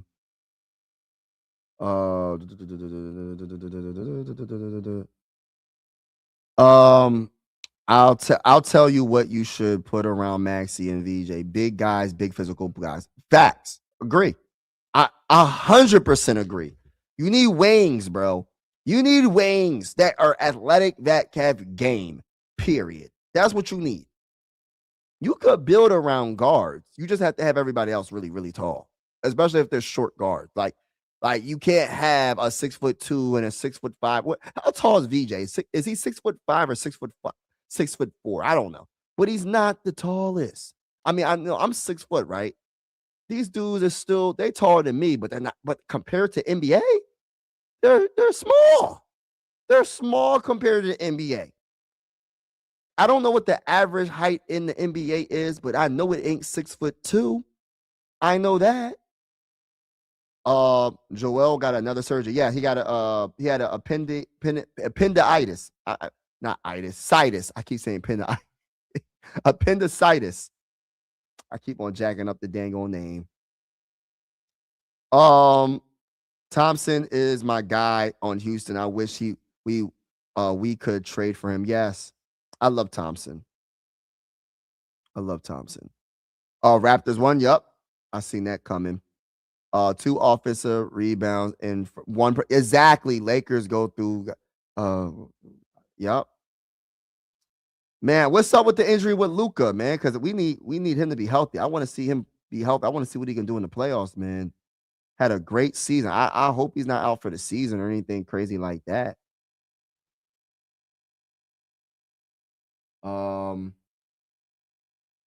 This all goes back to drafting you, getting what we paid for. You right. This team drafted Ben Simmons and Markelle Fultz back-to-back drafts with the first overall pick, and both of them are not even on the team. I think both of them are out of the NBA. To be honest with you, I don't even know what team they're on. Yeah, hit the like button, everybody. Hit the subscribe button if you haven't already. We are going live for many Sixer games and Phillies games as well. Shout out to Frock Shop. Shout out to my guy right here. Andre Drummond needs to retire. Dang. He said, I know we hate Boston, Knicks, OKC, Spurs, but why don't we stop hating on them and copy them, hit on the draft and hit on? I mean, I wish it was that easy, Aiden. And honestly, I think we did hit on the draft with Tyrese Maxey and VJ. We just didn't hit on the draft earlier than that. We should have hit on the draft when it came to the Ben Simmons draft, the Markelle Fultz draft. We messed that one up too. Those are the two drafts that really messed us up because we had 2 first overall picks and messed it up because everybody was trying to hype it up. And Justin Edwards misses the free throw. I mean, I know injuries are part of the game, but you know, they both got injured and Ben Simmons just didn't want to play for the Sixers no more. Shepherd with the ball, being guarded by the Quentin Grimes. I wish it was that easy to hit on the draft, bro. I really do. It's not that easy. We hit on the guards. We're not hitting on anybody else though. The last couple of drafts. And KD puts up a midi, misses it. Rebound by Dominic Barlow. We need some wing players, bro. Let's go. Quentin Grimes with the ball, driving hard in the paint. Layup, misses it. Rebound by Eason. Eason with the ball, looking around, observing. He's on the fast break, driving hard in the paint. Showing what you think, and layup, and he gets blocked at the rim by Dominic Barlow. Rebound by Quentin Grimes. Quentin Grimes is going to pass it to Justin Edwards. Justin Edwards with the ball, being guarded by Kevin Durant. He's going to pass it to VJ. VJ with the ball. Let's go. 40 seconds left in the third quarter. Let's go, baby. Let's go. He's driving hard in the paint. Shorty, what you think? Passes it to Drummond. Drummond's going to shoot a corner 3, but it's going to be a missed shot. But it was a loose ball or what was it? Steps out of bounds, Drummond. That's not a good shot, though, bro. That's not a good shot. Let's go. Shepherd shoots the 3, misses it. And listen, I'm not really hating on Boston Celtics. I'm just keeping it around. I don't, of course, I don't like the Celtics, but it's nothing personal. Like, I think they're a very good team. A very good team. They drafted amazing and they built around their 2 stars, their 2 wing players, and they won a championship, and they can possibly get another championship this year. And VJ Edgecombe shoots the 3, and he makes it. Put the 3s in the chat. And also, coaching is very important as well. Because prior to them winning that championship, you know, their head coach was a question. They was trying to say he wasn't that good of a coach. And obviously, he really is a good coach. I don't know about Nick Nurse. You know what I mean? But I think we just got to change the whole culture with this team, bro. You know what I mean? We got to change the whole culture. This whole team needs to be switched up. We got to switch this whole team up. My look at the 2 coaches. Emmett is on the floor, actually. Exactly. Nurse is sitting down enjoying court.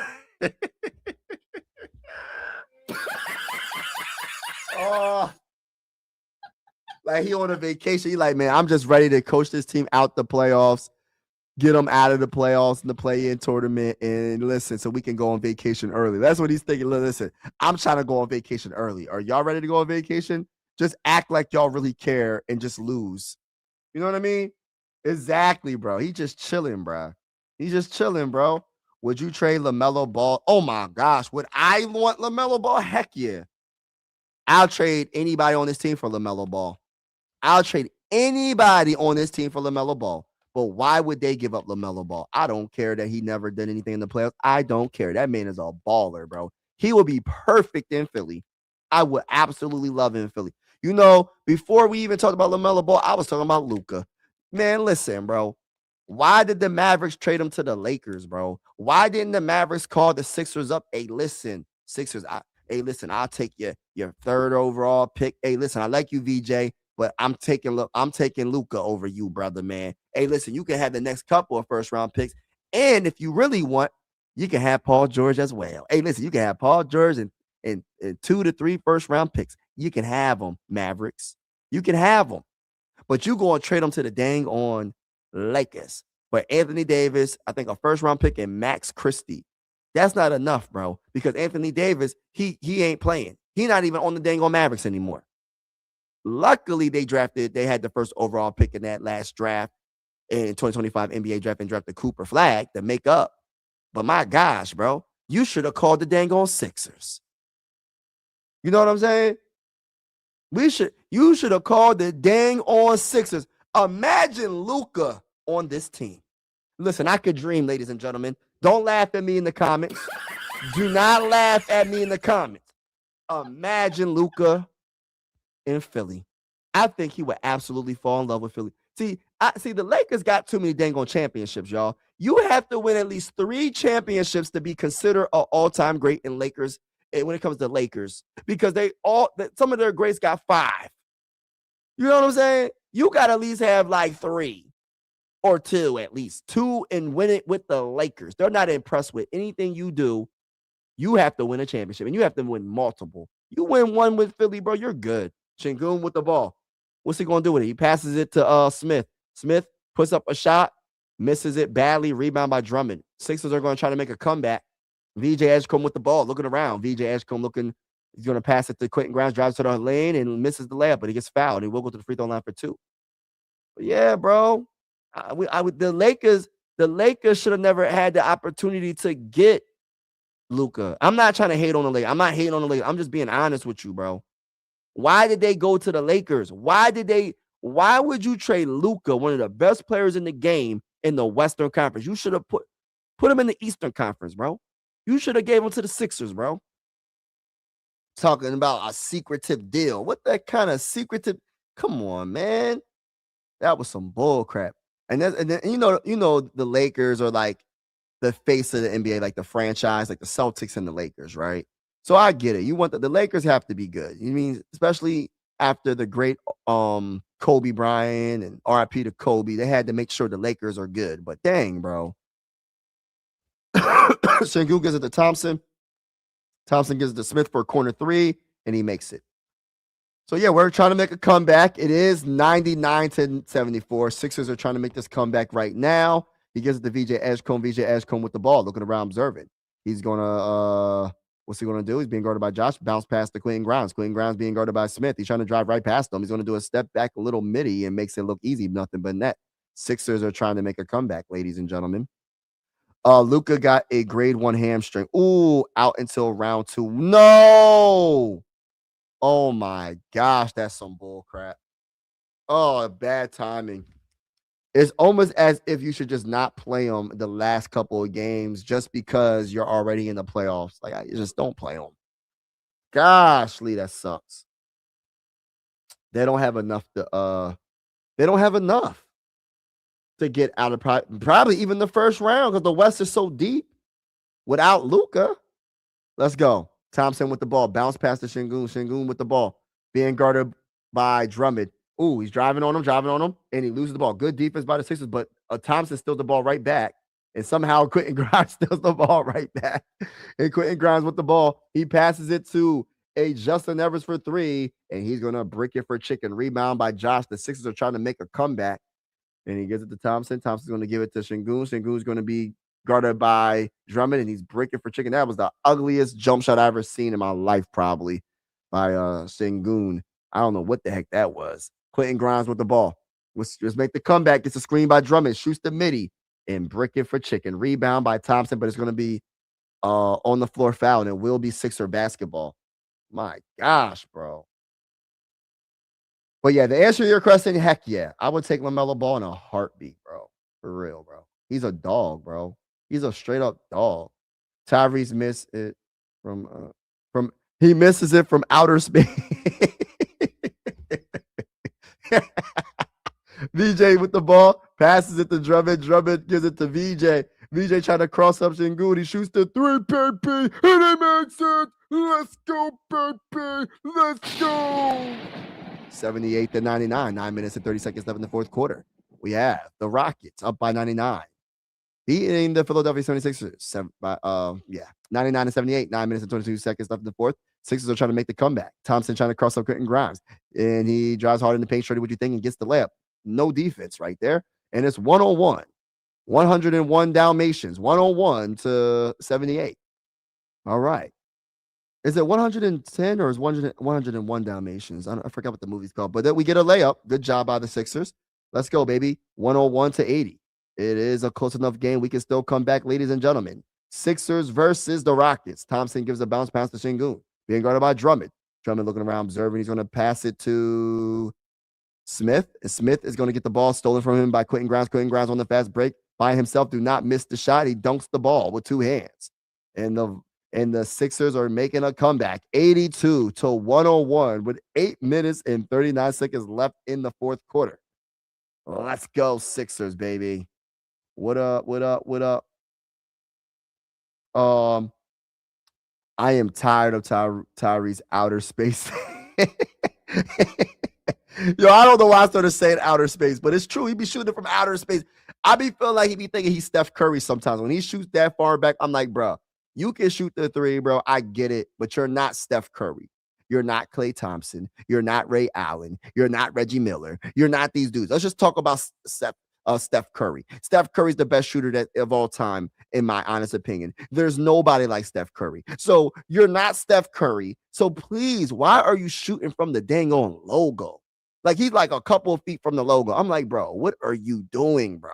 But he be making it sometimes. But a lot of the times he be missing. I'm like, yo, bro, what are you doing? There has to be a higher percentage shot. This is why I say, I know it's a modern day basketball, shoot the threes, but you don't got to shoot that far to be open. You know what I mean?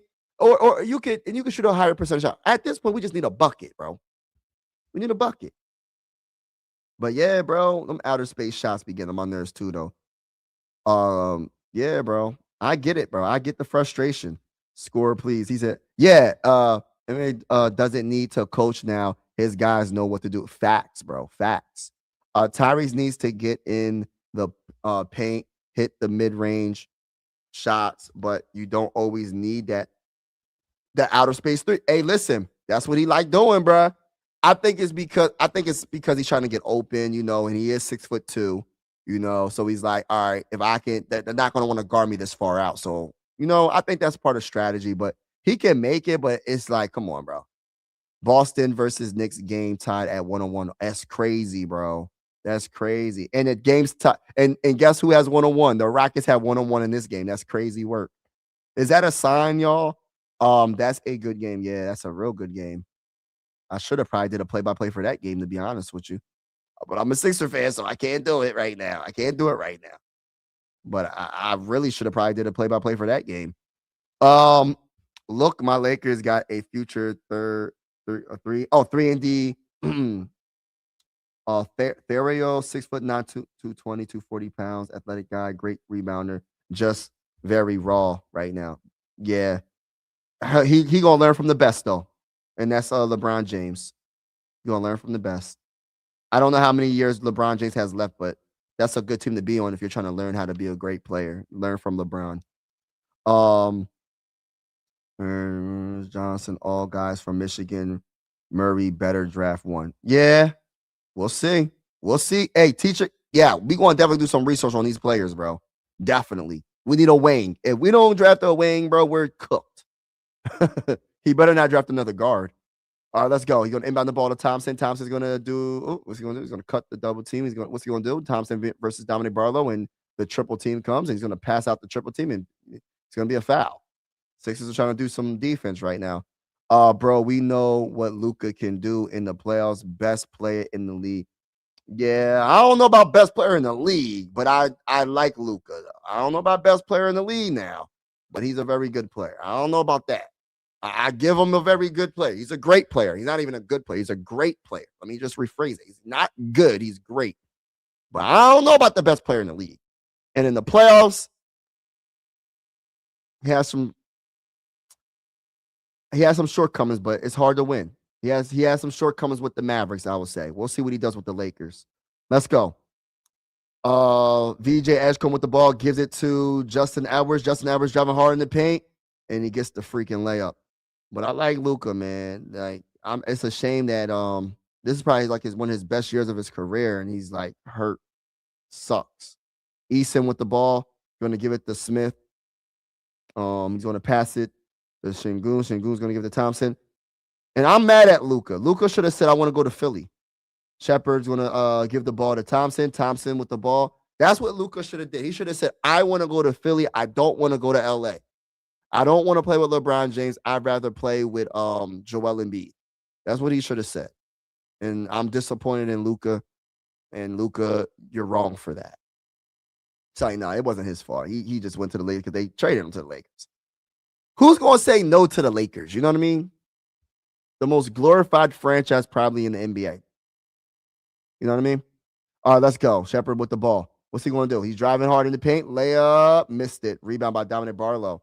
Dominic Barlow's going to give it to Quentin Grimes. Quentin Grimes with the ball. I wonder how much refs make to run up and down the court and do what they do. I wonder how much they make.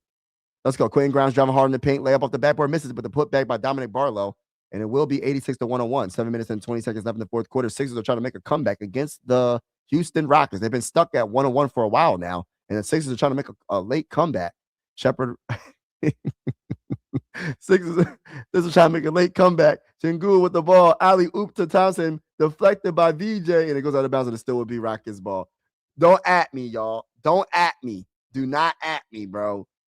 Hey, listen, man. We trying to make a comeback. It is what it is. It's not over to the last seconds. Your son and sisters need from Michigan Wolves. I'm going to have to look him up. Matter of fact, let me write that name down, bro. Hold on, I'm going to leave this comment up for a little bit. Shepard puts up a shot, misses it, rebound by Drummond. Where is he projected to be, though? Is he a top 10, top 3? Because we're not going to have that high of a pick. And VJ is going to give it to Quentin Grimes. Quentin Grimes shoots the 3, break it for chicken. Rebound by Smith. Oh, no, it's out of bounds. It will be Sixer ball. What's his name? How you say his name? Yaxel Lendenberg. Where is he from? Michigan Wolves. I'm going to look him up, bro.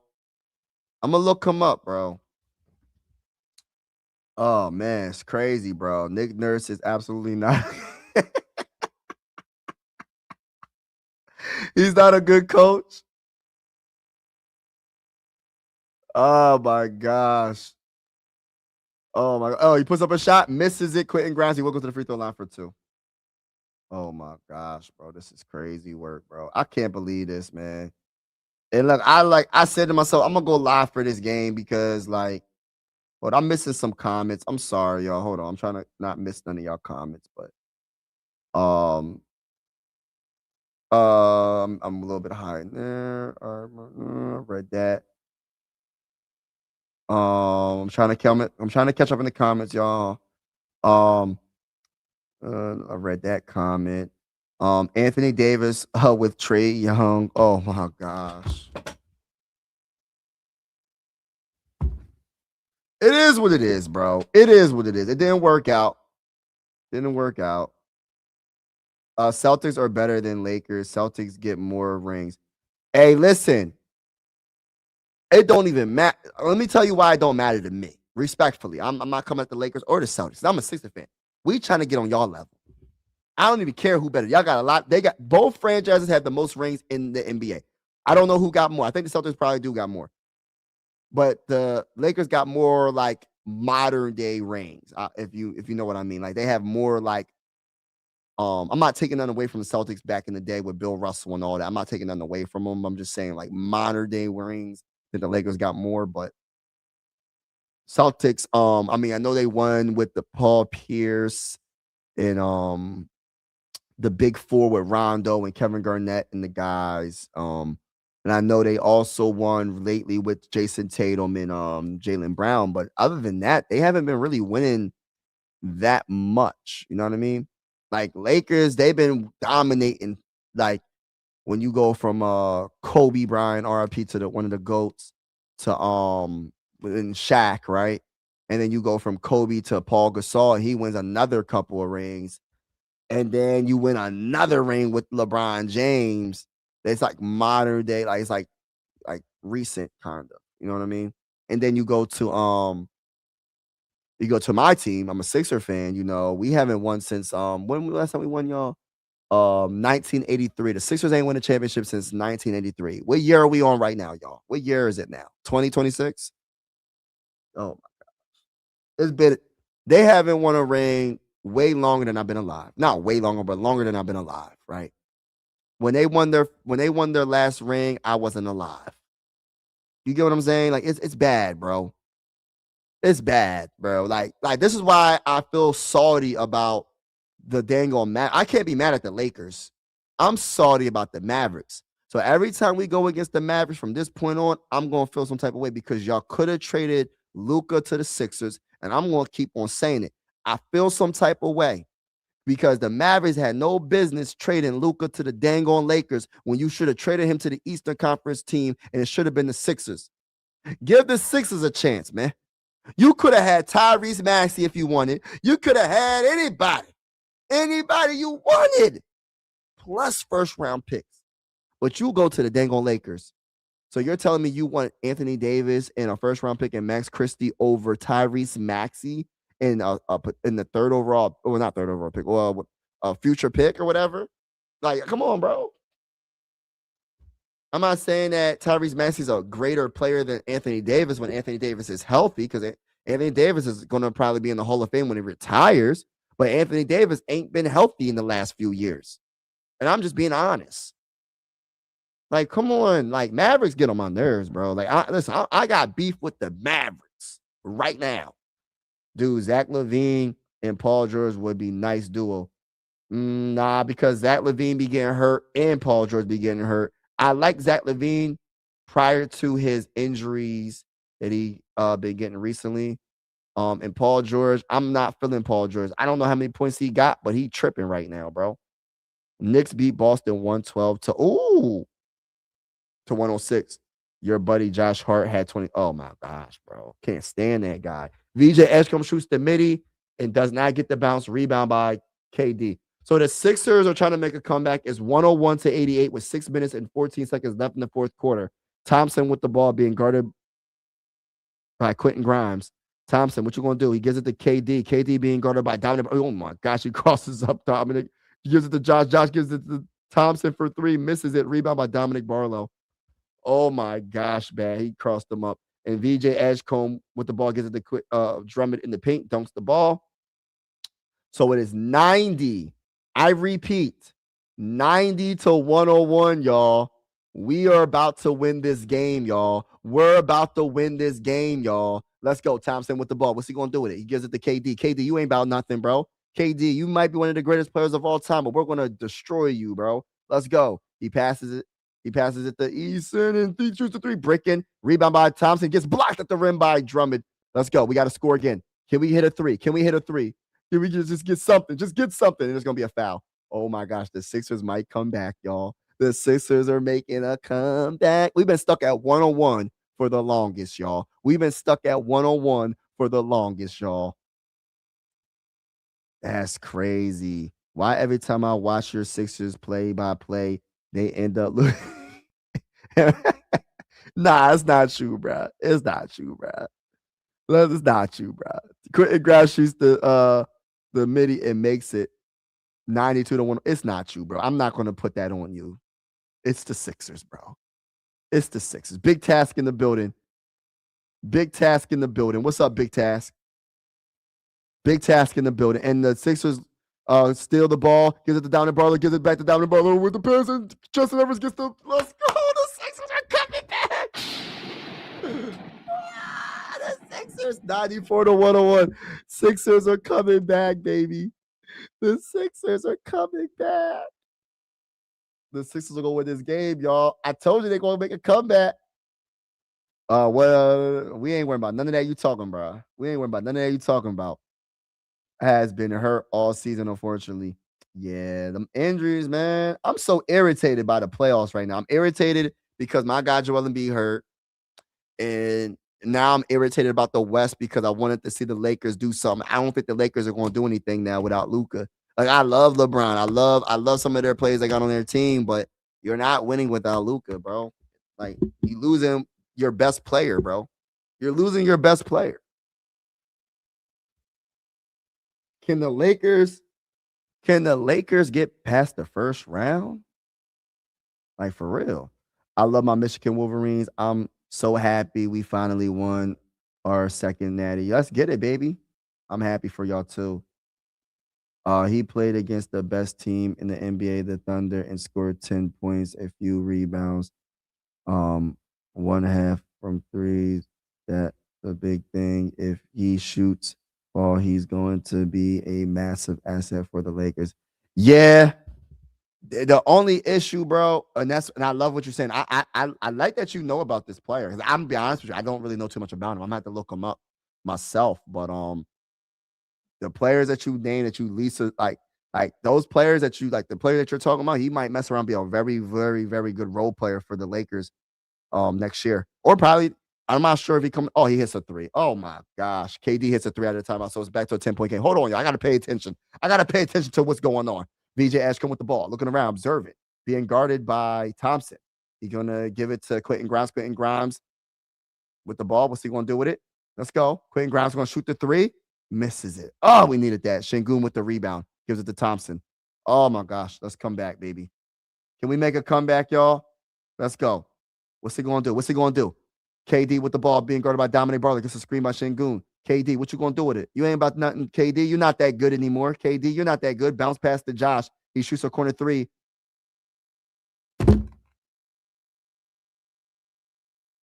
Oh my gosh, bro. He makes it 107-94, bro. All right, VJ Ashcombe with the ball. Oh, he's trying to cross up. Oh my gosh, he misses it. He tried to cross out Smith with the three, but he misses the three. 107-94. KD with the ball being guarded by VJ. He's going to pass it to Thompson. Thompson gives it to Şengün, gives it right back to KD. KD with the ball gives it to a wide open Josh for three, bricking for chicken. Rebound by Andre Drummond. Drummond with the ball, but he gets fouled on the pass. So it still will be Sixer ball. Good job, Sixers. Let's try to make a comeback. Would you take Ja Morant? All right, so this is what I would do. I like Ja Morant. I think he could be a I just want a wing, bro. Like I want a wing, but I love Ja Morant. Like I'm cool with the guards we have, bro. My whole thing is how tall is Ja Morant? Is he 6'6" and up? I don't think he's that tall. So like I want to get a wing player. Like go get, or if he's not a wing player, let it be a guard that can be a small forward like SGA. SGA, what is SGA's height? He's like the perfect guy that he could be a guard, he could be a shooting guard, and he could be a small forward. SGA is the guy. Like he's the prototypical guy I would want. That could play all three positions at a high level. Oh, he missed the second free throw. SGA, like what he's like 6'6", 6'7". What is he? 6'6", 6'7". Let's go.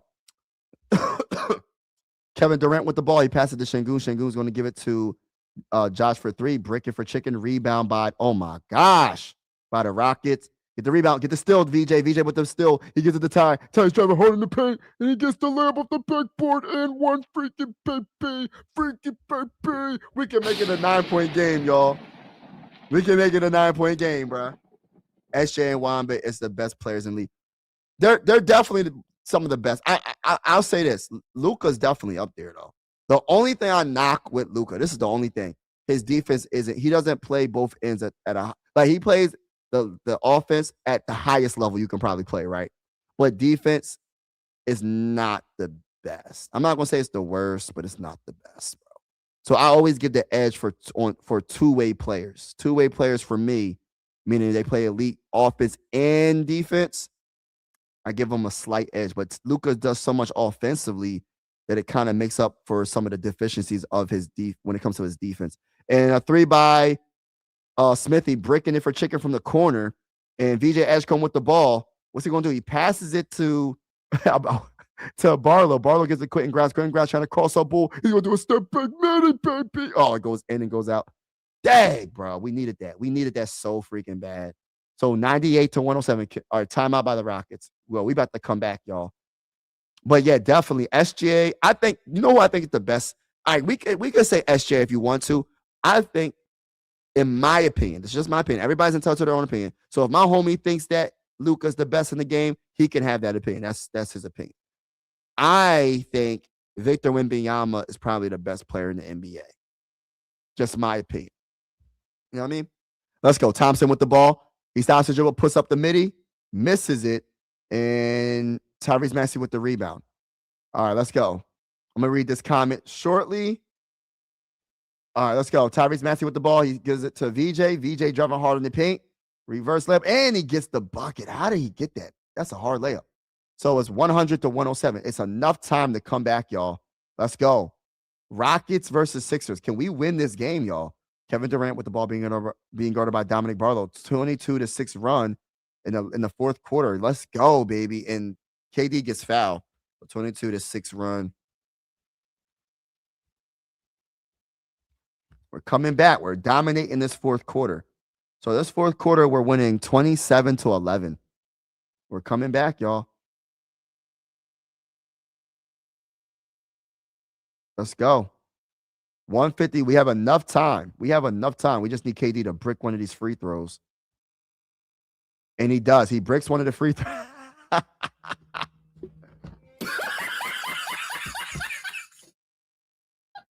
Oh my gosh, bro. That's funny. Can he brick another free throw? Brick a free throw. Dun, dun, dun, dun, dun. Brick a free throw. And he bricks both of them. Let's go.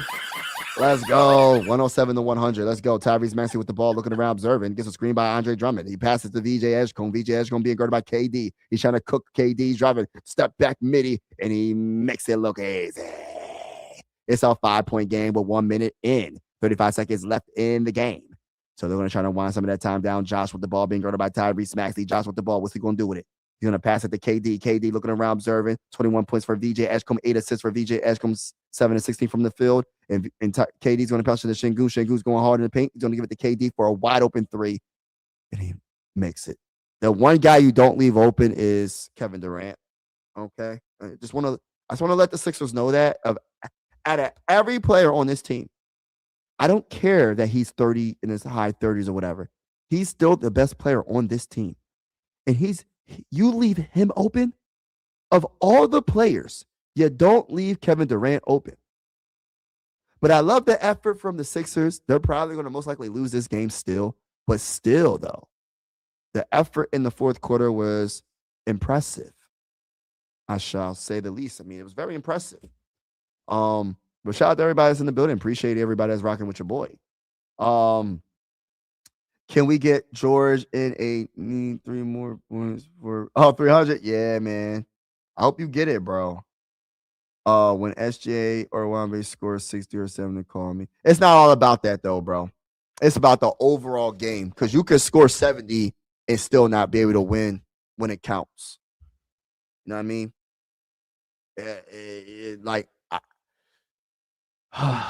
And I'm not trying to come at Luka, you know what I mean, at all. But he doesn't play the best defense. I'm just being honest. If you look at his defense is not the best. His offense is elite, you know what I mean? But his offense is horrible. You're talking about offense. Let's talk about his defense as well. The basketball, it's not like football. When you're an offensive player, you just play offense. Or if you're a defensive player, you play defense, right? In basketball, there's 2 sides of the court. You can be impactful on both sides. That gives you the best chance to win. when you're just impactful on one side of the ball, whether you score 70 points, if you're letting the other person score 40 points or whatever, it doesn't really help, especially in the playoffs. The playoffs is a whole nother animal. You know what I mean? Um, but we'll see what happens. I mean, I like Luka, but man, there's a lot of players. Oh, let me get to the comments. Oh, no, reverse layup by Quentin Grimes. He misses it. Oh gosh, down by 8. It's going to be a turnover. It's going to be Sixer ball. Good defense by the Sixers. 1 minute left in the game. We need a 3. We need a 3. We need a 3 right here. We need a 3. All right, let's go. VJ Edgecombe. What's he going to do? Oh, he falls on the ground. Get up. He passes it to Justin Edwards. He's driving hard in the paint. Puts up a shot. Misses it. Oh, my gosh. It goes out of bounds, and it will be Rockets ball. Oh, it's over, y'all. They put up a good fight. But getting back to what I was saying, like scoring is very important in NBA. Obviously, you got to score to win. And Luka's not just a scorer; he's a very good facilitator. He's a great passer. He's a genius when it comes to facilitating. He can average I don't know what his assists are this year, but he's probably almost averaging a triple double, if not a triple double. So he's such a great offensive player. And Sengun's going to put up a hook shot, bricking, rebound by VJ. VJ with the ball, with the rebound. You got to go quick. And he shoots a 3 with no hesitation, and he breaks it. Rebound by Sengun. It's over. It's over, y'all. But I love the effort by the Sixers late. Yeah, he's very good facilitator, very good rebounder, very good offensive player. You can't really guard him. He doesn't have to move so quick. Like you know how some players are like super quick and you can't really match their speed because of their explosiveness to the rim. Well, Luka does it, but he's like at his pace, and he'll change the pace, and he'll get you in foul trouble, and he'll hit the midi, he'll hit the threes, a streaky 3-point shooter. But the only thing I question is defense. That's it. He's not consistent enough on defense, and that is the kryptonite when it comes to, because he has the height. He has the height. What is he? 6'9", 6'8"? You have the height. There ain't no excuse why you ain't playing better defense. In my opinion, I know you bring it on offense, but you got to bring a little bit more on defense. That's just my opinion, though. Quentin Grimes with the ball. He's trying to score, and he puts up a shot off the backboard, misses it, and rebound by Durant. Your game is over. Goshly. And Smith dunks the ball with 2 hands. It's 113-102, and Justin Edwards is going to pass the ball to VJ Edgecombe. VJ is going to get with the tie. Ty's going to shoot the 3 from outer space, and he's going to break it for chicken, and that would be the game. So the final score would be 113-102, and what a good game. You know what I mean? What a good game. Speaking of Lakers, they playing Warriors right now. Yeah, I feel bad for the Warriors too, because the Warriors lost Jimmy Butler, and that kind of messed their season. No, it did mess their season up. You know what I mean? It messed their season up, bro. It really did. Most of the Celtics rings were won. No. Oh my gosh. Oh yeah, you said that's a good. I like this comment, bro. You said LeBron and Nikola Jokic for. I don't think they will be coaches, bro. By the way, player of the game is Kevin Durant, 29 points, 10 of 18 from the field. I think it's really hard for sometimes like some of these all-time greats to be coaches. You know what I mean? Really hard because they're so great when they were playing. It's like, hey, why can't you do this? Because I'm not you, bro. I'm not you. Like, imagine Michael Jordan trying to be a head coach, but I get it because I think LeBron could probably be the guy that kind of I just think he's such like, I don't want to say he's bigger than the game because I don't think anybody's bigger than the game, but I just feel like I think LeBron would try to be a owner of a team before he'll be a coach. That's just my opinion, though. I think he'll try to be like a part owner. He might not be the majority owner of a team, but he'll be part of, what's it called? If you're not majority owner of a team, what's the other thing called? But I think he's going to try to own a team. And I think he's going to try to own some of the Lakers, or don't even matter. It don't matter. Owning a part of a team is awesome. You know what I found out? I found out that Will Smith owns part of the Philadelphia 76ers. I'm not sure if he still owns a part of it. Nice looking comeback. Yeah, nice looking comeback. Didn't work all the way, but still, they fought. Put the starters in cap. Comeback. Yeah. Knocked the wood has been stuck at one exactly for a minute, bro. That one-on-one was they were stuck on that, right? Yeah, bro, for real. 5 minutes there. I'm way behind in the chat. I'm sorry. I'm way behind. I'm gonna catch up. Bro, about was my dream draft target screen? A little girl. What pick was he in the first? Was he the first round pick? Imagine a young OG and oh my gosh, that's who. Oh, you think so? That's a big compliment, bro. OG Anunoby is really, really, really good.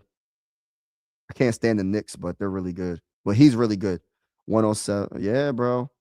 SGA cannot play small forward. He could play a little bit of small forward. He played guard. He got the height. He got the height. He got the height, bro. Well, let me look up his height real quick. SGA's height. Let me just look it up. Let me look it up. 6'6". He could play small forward if they need. He doesn't need to do it. You know what I mean? But 6'6" could play small forward. And his wingspan, he's a very good defender. You know? Definitely, bro. He got that. Yeah, he's 6'6", bro. His wingspan is 6'11.5", bro. You're telling me that can't play small forward? I'm not talking about being a power forward, like 6'10". It ain't that. But if you're playing small, bro, and you got, or say you got a center like they do, they have what's his name, Holmgren. You can put him at small forward sometimes. Definitely. It's the option to switch because he's not 6'2" like Tyrese Maxey. You get what I'm saying? If you got someone that can do guard, small shooting guard, and small forward, right? Because he's 6'6" and he got handle and he can facilitate and he can play defense at a high level. Because let me tell you this right now. It's not all about height when it comes to playing defense. Let me give you a perfect example of this. You know a player named Josh Hart? I hate giving the Knicks compliments. I hate it, bro. But let me give you some game, bro. Josh Hart is how tall? Hold on. Let me look up Josh Hart. Because I want you to understand where I'm coming from. Josh Hart. Josh Hart height. Let me. 6'4". He's 6'4". But he plays, he can play small forward. And I know you're probably like, what are you talking about, Mike? I'm telling you because he has played small forward in certain instances with the Knicks. He can switch. He's one of the best defenders in the NBA. That man, and not just that. Let me tell you why. Because height don't mean everything when it comes to certain things. This guy is a great rebounder. I remember, what year was it when we went against the Knicks in the playoffs? This man averaged like 12.5 rebounds or 13.5 rebounds a game, bro, for the series against the Sixers, bro. And he's 6'4". 6'4", 6'5", and he's averaging more rebounds than centers, averaging more rebounds than the centers on his team, averaging more rebounds than the centers on my team. So height tells you, yes, height can get you by to a certain extent. Then you got to match in talent and effort. Talent and effort. Effort more than anything when it comes to defense and when it comes to sticking 1 through 3. If you're you can't be a 6'2" guard, I don't think, and be able to stick definitely a small forward or a wing because you're just too short. Like SGA, I'm not saying he would shut Kevin Durant down because there's no one that could shut Kevin Durant down. But you could honestly put SGA on Kevin Durant. And I mean, yes, it would be still a matchup nightmare for him, but he's still 6'6" with a almost like a 7-foot wingspan. He can play small forward, bro. I think Jalen Williams can play small forward. Hold on, let me look up Jalen Williams' height. Because I know, listen, bro, because them two, Jalen Williams from I'm talking about the Thunder, Jalen Williams. Jalen Williams, Thunder. I think Jalen Williams, Thunder. Yeah. Height. What's his height, y'all? What's his height? Hold on, y'all. 6'9". I didn't know Jalen Williams was 6'9". Dang, bro. He could definitely play small forward. In some instances, he'll probably play a power forward, but he's more of a small forward. But listen, bro. SGA can play small forward, bro. He's one of the best defenders in the game. One of the best. And that's why I put him above a lot of other. This is why I love Jaylen Brown, because Jaylen Brown could do the same thing. And Jason Tatum can do the same thing. Jaylen Brown, I think. Well, how tall is Jaylen Brown? Goshly, I don't know these people's heights by heart. Jaylen Brown can't be 6'8", right? He ain't 6'8". He's 6'6". But it's about the physicality that he brings. You get what I'm saying? It's the physicality that he brings. Jaylen Brown can definitely play small forward, bro. I'm telling you, some of these NBA players, it's about the mindset, bro. Some of these dudes be kind of, you know what I mean? Some of these dudes be, I ain't trying to come at nobody, but some people be soft, bro. They have all the height. They be 6'8", 6'9", 6'10", and they be soft as bread. And then you got a dude like Josh Hart that's 6'4", getting offensive rebounds on you all day. As I witnessed it being a Sixer fan, that man is 6'4", playing like a power forward, getting all the boards, bro. Can I talk that talk? It ain't about just height. That talk. It's about what you have in your mind. It's about what you, how bad you want it. Because defense is how bad you want it as well as height. Because I know a lot of players that got the height, but they can't play no dang on defense. And I know for a fact, I know VJ Edgecombe is 6'5". I know he ain't no tall. He has no business guarding Kevin Durant. But I tell you one thing, he has the dog though. He has the mindset though. He ain't gonna stop KD. Can't nobody stop KD. But my point is the effort. That's what defense is. Effort. Yes, you have to have talent, but it's the effort as well. Some dudes don't like playing defense, bro. Ain't nothing wrong with that. You know, another good defender that I liked back in the day. I'm just yapping. I'm not even talking about the dang on game. I'm not even talking about the game. Y'all know a player named Manu Ginobili. Do y'all remember who Manu Ginobili is from the Spurs? I don't know how far back y'all go, and that's in the chat. Manu Ginobili. Y'all know who Manu Ginobili is? He was a heck of a defender as well. I don't know how tall he was, but I don't think he was no 6'9" guy. He could play small forward if he wanted to. He could run point and shooting guard. Manu.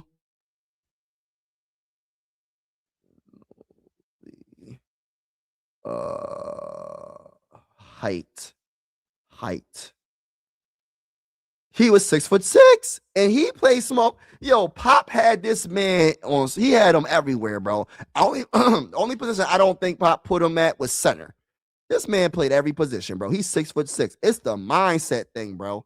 Manu Ginobili is a very good facilitator. He was a solid rebounder. He was a pretty darn good defender. He was everything, bro, for the Spurs. He could come off the bench and he could be a starter. Do y'all remember I don't know. If y'all don't know who Manu Ginobili is, can y'all please look him up? He played for the San Antonio Spurs. He's one of my favorite players that I have ever watched. You know what I mean? One of my favorite players all day. Like Manu Ginobili to me, man, give that man credit. And if it wasn't for the Sixers, I would be a Spurs fan because one of my favorite players of all time is Tim Duncan. But that's another story for another day. But Manu Ginobili could definitely play small forward at 6'6". But there are players that are 6'6" that you can't put them there because they don't have the mindset to be there. But you could find a player that's 6'4" that can do it. Like Josh Hart. Like Josh Hart, to me, listen. The one thing about Josh Hart that he could be bricking for chicken all game. He's a streaky shooter too. He can get buckets. The one thing about Josh Hart is that man bringing that defense all day long. And he's going to get them boards. He's going to get those boards and he's going to play a very good defense. Whatever assignment that whoever he has to guard, he's going to play very good defense, bro. He gets on my freaking nerves, but it's a out of respect though. It's not like, oh, I can't stand him. Like it's a serious. Like it's real serious. No. Just like what's his name? What's the Bulls name from the Celtics? What's the dang on name? Hold on. Let me just make sure I say his name right because I don't want y'all laughing at me. Oh yeah, Kobe White. Kobe White. I can't stand Bull. Is it Kobe White? No, it's not Kobe White. It's not Kobe White. It's not Kobe White. What's the Bulls name, man? Dang. Derek White. I can't stand him either. He another Josh Hart.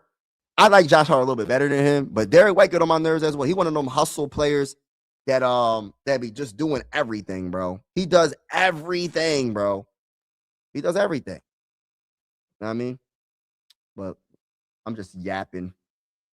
And y'all listening. So I'm just happy that y'all interested in what I'm saying, at least.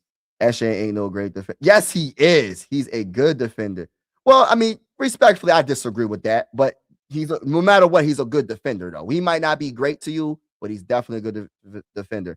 But he's around the best defenders in the league. It doesn't matter how you going to take away from his defense. So Michael Jordan was around Scottie Pippen. So what you going to take away from? He was around Rodman. So you're going to take away from Michael Jordan because Michael Jordan was a great defender. So what? We taking away from players that play defense because they have great defenders around them?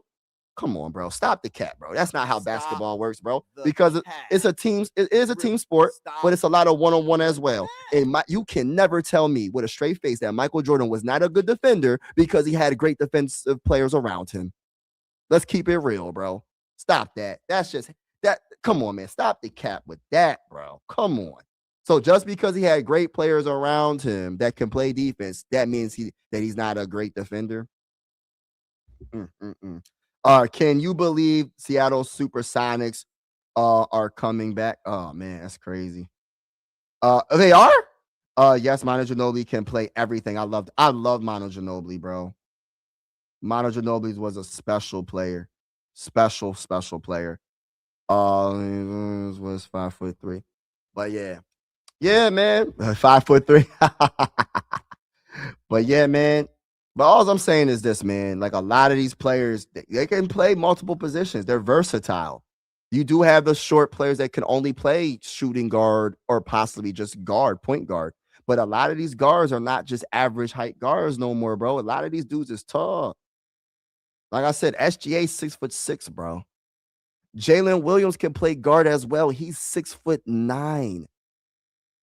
Cooper Flag is what is Cooper? Well, he's like 6'9" too, but he can do guard as well. There's a lot of tall guards, bro. Remember, it was kind of like a rarity back in the day with the NBA. Like Magic Johnson was 6'9", 6'8", being a point. But now, bro, like these guards are tall, bro. These shooting guards and point guards, especially these point guards, bro. Luka alone. What is Luka? 6 foot. Let me look up Luka real quick. I know Luka got to be 6'8". Luka, how tall is Luka? Luka height. Luka height is what is he? 6'8". He's 6'8". 6'8", bro. Like it's crazy, bro. The NBA is definitely these dudes are so much more taller. The guards, I mean, like it's crazy. It's crazy, bro. But yeah, how about take away Wallace and put Luke Kernard next to Sean? I promise you he not going to look as good. Well, why would you want to do that? All right, let's play that game. Take away. All right, let's take away all the good players around every good player. So take away Rodman, take away Scottie Pippen from take away Scottie Pippen away from Michael Jordan, take away Shaq away from Kobe, take away LeBron away from Luka, take away Fox away from Victor Wembanyama, even though it's not really defense for Fox, but I'm just saying, like, you can't play that game, bro. You can't take away from somebody's defense. They all do their parts. SGA, when he won the finals MVP last year? Yeah, last year. You know how many plays that man made on defense, bro? It wasn't just his offense. I watched every single game. I covered it on this channel. Watched every single game. Did play-by-play for every single game. You can't just take away. Well, you can, but I'm not taking away from someone's defensive pedigree just because they have great players around them.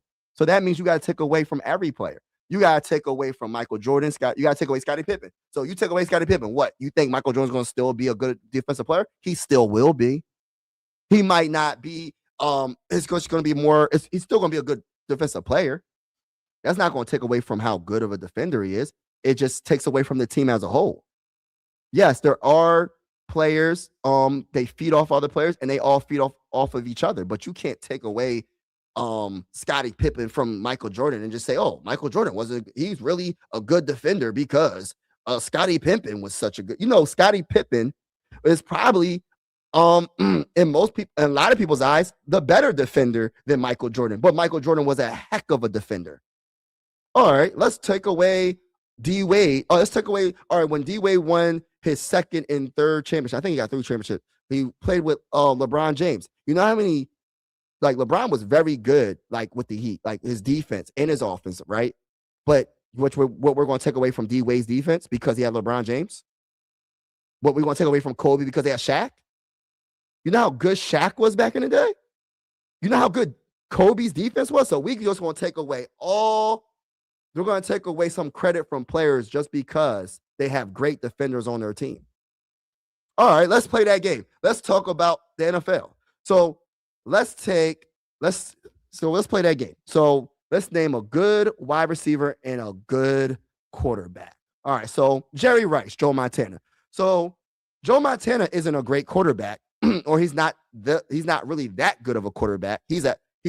Instead of him being great, he's good because he has Jerry Rice on his team. Oh, Jerry Rice isn't a great wide receiver. He's just a good wide receiver because he had Joe Montana throwing him the ball. You get how when you start going into those games, like, all right, so you take away from a player just because he has a talent. You still have to have talent around you to win a championship. Basketball is a team sport. Football is a team sport. Every sport is a team sport besides like golf and tennis and boxing. Tennis, you can do doubles, but you get what I'm saying. Most of the time, it's like one-on-one and all that. But you taking away from players because they had a great player is crazy.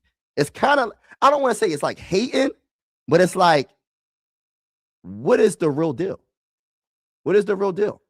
I would never take away from any of these great players. Like, for instance, right? Let's name another great player that I have a lot of respect for.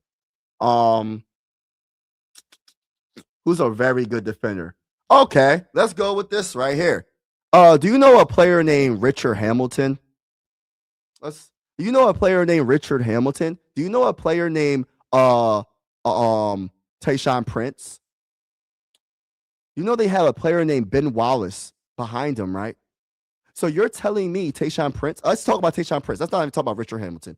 So Tayshaun Prince isn't a great defender because he had Ben Wallace behind him? Tayshaun Prince was a very good defender. But I'm not going to say, oh, well, he had Ben Wallace behind him, so Tayshaun Prince is not a good defender. That's hating, bro. I'm sorry. That's hating, bro. I can't do that, bro. I can't do that, bro. Like, I can't think like that. I can't think like that because it's like you taking away from greatness. All right. You taking away from greatness because or someone could be really good. Like you're taking away, all right, he's not really great. He's really good because he had a defender around him.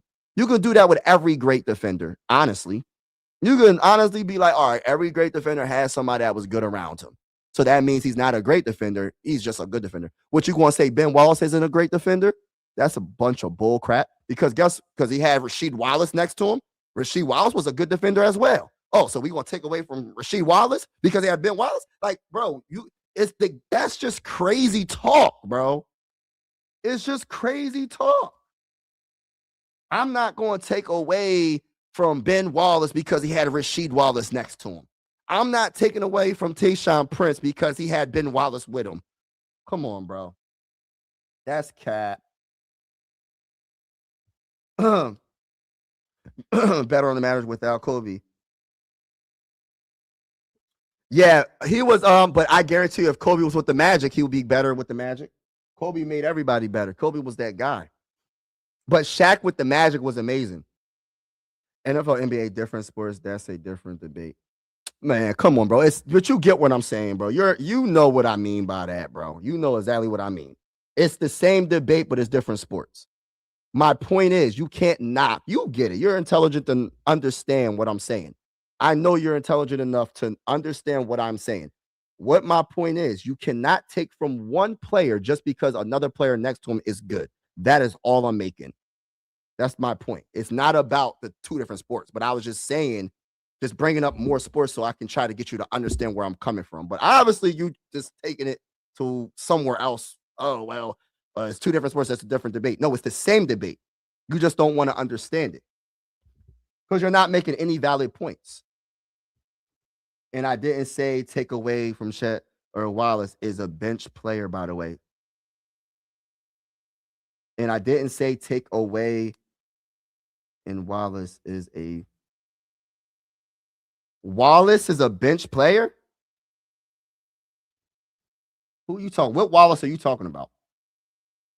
I hope you're not talking about Ben Wallace. Are you talking about the Wallace I'm talking about? Or are you talking about another Wallace? Because I hope you ain't talking about Ben Wallace.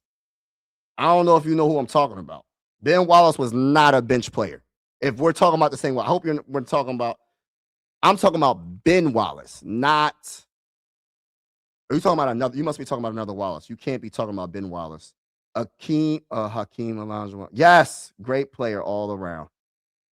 The best post games in probably of all time. Lou Will was really good. He's a sports podcast guy now. Julius Erving. Oh my gosh, you talking about Julius Erving? He was Mike. They said they compared him to Michael Jordan. They said he was Michael Jordan before Michael Jordan. He made the NBA sexy. You know what I'm saying? He made the NBA sexy. It's known that you can put a great defender next to a Luka or Jokic. They will look better. They will look better, but they're still going to get cooked when it comes down to it because you can bring the NBA is about strategy. You could bring that good defender out depending on what you have on the floor. So that defender that's behind Luka or Jokic, that center or whoever, you can bring them out to the three-point line depending on who they have to guard. You know what I mean? They're going to have to switch. Sometimes they're going to have to switch, and they're going to have to be on the island and play better defense. And Luka's defense is not good. Respectfully, I love Luka. Jokic is better. Like I don't think Luka's is bad though. I don't think Luka's defense is bad. I think it's not good. I seen some plays where he just did not play a lick of defense, bro. And I'm like, bro, you're too good for that, bro. But nobody looks at that. They just be like, oh, well, it's just all about offense. No, it's not all about offense. You got to play a little bit of defense too. And I think both of those players are all-time great players. I think Jokic is going to be in the Hall of Fame, definitely. I think Luka's going to be in the Hall of Fame as well, honestly. But I think Luka's going to have a hard time if he doesn't win at least one championship with the Lakers. He has to at least win, honestly, two. He got to win like two before Lakers are like, Laker fans are so, I don't want to say they spoiled, but they have so many championships, bro. And it's like, they're not impressed with him. If he wins the MVP this year, they wouldn't even be impressed, bro. Just because they want to win championships. Even I hear Laker fans that I talk to, they be like, man, I'm not really impressed with the LeBron James championship. He need to get another couple. I'm like, well, dang, bro. I'm a Sixer fan. I haven't seen a championship in 40 plus years. And some of that time I wasn't even alive. Jakim Noah. Steve Adams. I love Steven Adams. He talking about Thunder Wells. All right, PG. Yeah, I'm like, what is he talking about? You said Ben Wallace wasn't a starter. You better go look him up. You know, a fun fact, Ben Wallace was an undrafted free agent. I think he's the best undrafted free agent in NBA history, and I believe he's in the Hall of Fame now. A matter of fact, I believe he is in the Hall of Fame. He is in the Hall of Fame. Ben Wallace is in the Hall of Fame. But yes, that's obvious though, bro. A great defender can make a person that doesn't play defense look better. But a great defender can also make a good defender look greater. I get it, but that's obvious, bro. That's an obvious thing. But if you look at SJ and what he does, when you look and you compare it to I don't want to compare Luka, but I'll compare to Luka. You look what SGA does offensively, right? I'm not going to say it's on the same level as Luka. I'm not going to say it's on the same level, but defensively, it's night and day. It is night and freaking day when it comes to Luka's defense compared to SGA's defense. No comparison, not even close. And I'm trying to be respectful as possible. It's just not close, bro.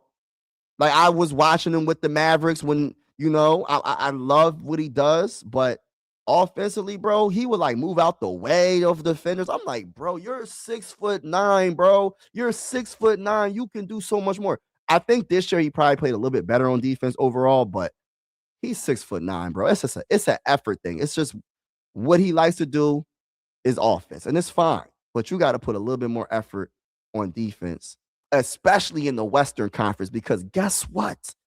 You're not getting out the West without playing a little bit of defense. I don't care how many points you score. You could score 100 points. You're not getting out the West when you have teams that play defense.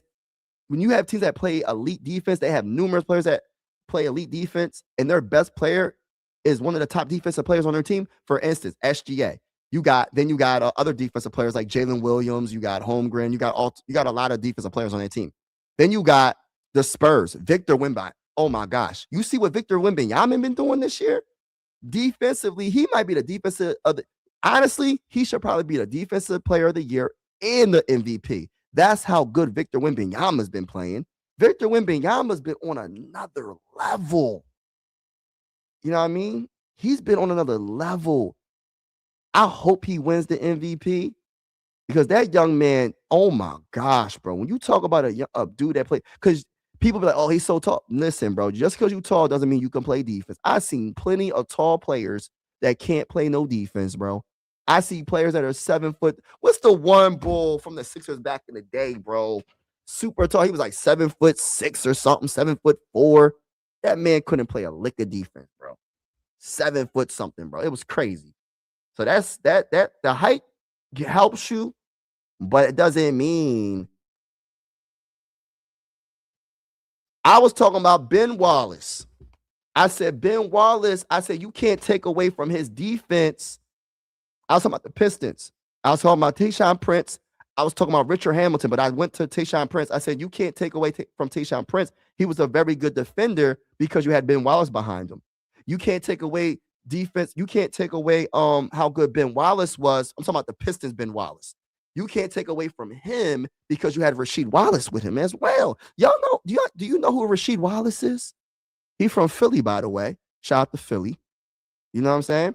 Rasheed Wallace was next to Ben Wallace. Ben Wallace is a better defender overall than Rasheed Wallace, but Rasheed Wallace wasn't no joke. Rasheed Wallace was a great defender as well. But I'm not taking away from Ben because Rasheed was right there. I'm not taking away from Tayshaun because Ben and Rasheed was there. Bro, if you a good defender, you a good defender. You can just tell. You can tell the difference between a good defender and someone that just don't play no dang on defense and someone that just brings effort. They're not the best, but they bring effort. And then you could tell the great defenders. RIP to Dikembe Mutombo. Great defender, bro. Great defender. Great defender. Kind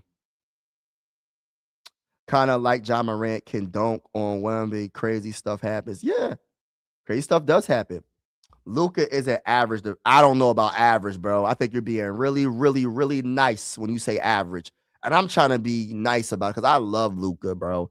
I love Luka. Like, Luka really needs to have guys around him that really play defense, bro. Like, I'm talking about, all right, if he's the 1, the 2, the 3, the 4, and the 5, all of them have to be pretty good on defense because he's not like, maybe he got better this year overall. He does so much offensively, people don't look at his defense as much. But I literally watch the game on both sides. I don't just look at defense because I look at it like this. All right, say you score 30 points in a game, right? But you allow your opponent to score 25 points. Okay. You allow the guy that you are supposed to guard, he scores 25 points. So does it really matter? Okay, let's look at it like this. All right, you score 50 points, but you allow your opponent to score 39 points. All right. I mean, yeah, you scored some more points than him, but damn, you're getting cooked as well. And I seen in the playoffs what this, and I'm just saying from what I seen in the past, but anybody can change. Anybody can change. I don't know what he's going to do in the playoffs this year if he gets healthy in time. And he probably got LeBron James probably really got on him about it. I don't know. But I seen in the playoffs, bro, that man was moving out the way, and it was like a layup drill, bro. It was like a freaking layup drill. And I'm like, bro, like you're one of the best players in the NBA. You got to put more effort into the defense, just a little bit more. But I will say this though. Yeah, because for a 6'9" guy, come on, bro. You 6'9". What is he? 6'8" or 6'9"? One of the two. You got the height, bro. You can do a little bit more. Yeah, we'll see what happens though. I'm cheering for Luka because he is one of my favorite players in the game. I just want him, to get healthy and see what they can do because I want LeBron to get one more championship before he retires, and I would like to see Luka get a championship because it's hard, man. The Western Conference is stacked, bro. Like I don't know who they going. Like I don't know what they're going to do, bro. When LeBron retires, do they have enough talent around Luka to win a championship? I don't know what their draft picks look like. They're going to have to really build around him because he is the star. That is his team. The Lakers are Luka's team. You know what I mean? You know what I mean? That's just, he could be a good defender, but he's lazy. Nah, man. I don't know. I don't know about that, man. And that's even worse, bro. Why do you feel like he got to be lazy? I don't want to say the man lazy now. You think that Luka is lazy? I don't think he's lazy. Is he lazy? I don't know. He could be. I'll go with what you said when it comes down. Maybe he doesn't put some effort into it because he's trying to save his energy for offense. Some players do that. They put all their effort into offense, and that's all their energy. They just want to put, all right, all my energy is going to offense. Y'all play defense. But still, he is talented enough. Just my opinion. He has the height. He's not slow. He's talented enough to be a solid defensive player to the point where he's getting blocks. I did see him get a couple of steals. He does get steals. I ain't gonna say and cap about that. He does get steals, but he be getting cooked, bruh. Like one-on-one. Like if he's going against a Jaylen Brown or Jason Tatum, he's getting cooked every time, bro. Every time he has no chance. And I say that respectfully, unless he gets help. Unless he gets help. Like he's getting cooked. But he's gonna cook them too. Offensively, he's gonna cook them too. That's the thing. That's the thing about him. Because he's going, all right, are you talking trash? You cook, I'm gonna cook you on, and then he's gonna get cooked on defense. But I just feel like because I guess like when it comes down to it, right? I just feel like the greatest players in history of like the NBA, when you talk about Bill Russell, when you talk about Wilt Chamberlain, when you talk about of course, I'll go more recent because that's way back, right? I didn't get to watch those players. When you talk about I'll go more recent. So I'll go Tim Duncan. I just talked about Tim Duncan. I'll talk about Kobe. When you talk about offense, right? Kobe can get you 70, like he'll get you 40, you know what I mean? But the thing about Kobe is he'll not only give you 40, he'll guard the best player offensively. He'll guard the best player on the opposing team. Whoever's the best offensive player, he'll guard them too, bro. He'll put up 40 and he'll guard them too. You know what I mean? That's what Kobe did. Yes, he did have that anchor behind him. Even Paul Gasol was a pretty good defender. Ron Artest, before he was called Metal World Peace. Y'all remember when Ron Artest was called Metal World Peace? Ron Artest was with him. He's a very good defender, but Kobe was the type of dude that he'll not only put up the big numbers offensively, but he'll also guard the opposing team's best player if he felt like it. He ain't gonna do it every night, obviously. Even Michael Jordan didn't do it because he had Scottie Pippen and other players that could do that, the dirty work for him. But if you look up Michael Jordan, I keep going back and forth, but let me not talk about Michael. Let's go back to Tim. Tim Duncan, for instance, right? He went from power forward to center, depending on, it depends on who's on the team. When Robinson was playing, he was the dang on power forward, right? later, of course, when Robinson left, he was the center, right? Depending on what game, he might be a power forward, he might be a center. He played both positions, right? The one thing about Tim Duncan is like he'll give you the 25 points, right? He'll get you the 10 to 11 rebounds a game. But on top of that, he'll give you the most elite defense. He'll give you the most elite defense. You're not going to come in the paint and think it's sweet. You know what I mean? You're not going to come in the paint and think it's sweet. Jaylen Brown dunks all over everybody. Yeah, he dunks on. Jaylen Brown's probably one of the best two. You know, people don't give Jaylen Brown a lot of credit. I think when he won the MVP, they started to give him a lot more credit because they was like, oh, Jaylen Brown's not as good as Jason Tatum. They always compared the two. I guess it depends on what you look at. If you're looking at just scoring, and not even just scoring, I think Jason Tatum is a better overall scorer than Jaylen Brown. He has more in his bag, but I think Jason Tatum is a very good defender as well. But I think Jaylen Brown's a better overall defender. And I think that he's more clutch offensively when it counts the most. And I'm not sure how Celtic fans feel about what I'm saying, because I'm not coming at Jason Tatum because I think he's a very good player. But when it comes down to clutch moments and making a bucket, Jaylen Brown's going to get you the bucket, bro. It might not look the prettiest, but he's going to get it done. And he's going to guard the best player on our team. When they beat the Mavericks in the NBA Finals, who did Jaylen Brown guard? Luka. Luka was, man, bruh. Come on. I'm telling you, bruh. Like, that's why I give a lot of credit to like the two-way players. See, I didn't get to watch what's his name? I didn't get to watch not what's his name, Larry Bird back in the day. But Larry Bird was also a two-way player, bro. He wasn't just offense. You know what I mean? He wasn't just offense. He was a two-way player. Now, of course, I mean, I didn't get to watch him, you know. Like, I'm a 90s baby, but he was a great defender. Larry Bird was a very good defender. And he would give you 30, bro. And the game was way more physical back in the day. See, people just talk about Larry Bird's jump shot and they talk about his offense and how great he was, like facilitating and all that. But they don't talk about his defense. But his defense was part of the reason why the Celtics were good as well. They had some great defenders on the Celtics team. But I am not taking nothing away from Larry Bird because he had players behind him that were good defenders as well. Just like Isaiah Thomas. Isaiah Thomas, one of my favorite guards back in the day. The bad boy Pistons back in the day. Remember? I mean, I didn't get to really watch it, but I was watching a lot of highlights. I went to the Basketball Hall of Fame, and, you know, Michael Jordan took a while to get over the hump. Isaiah Thomas was a very good defender, and he had some players behind him that was good defenders as well. But the defense back in the day was so much more physical, man. Like, they were really, like, hand check you.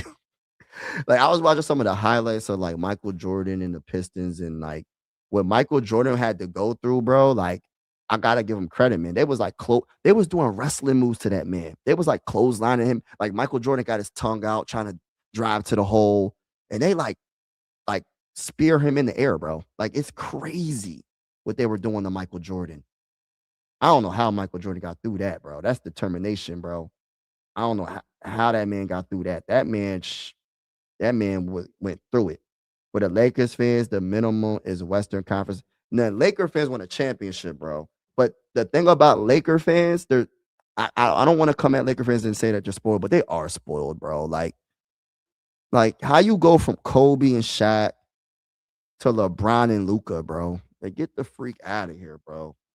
Like, I ain't trying to hate on them, bro, but that's corny, bro. For real. I don't like that. That's the minimum. That's the minimum. Yeah, that is the minimum, though. Or you ain't accomplished nothing. Oh, no. Ben Wallace is a dog, man. Ben Wallace. But you know what, though? He wasn't the only dog, though, bro.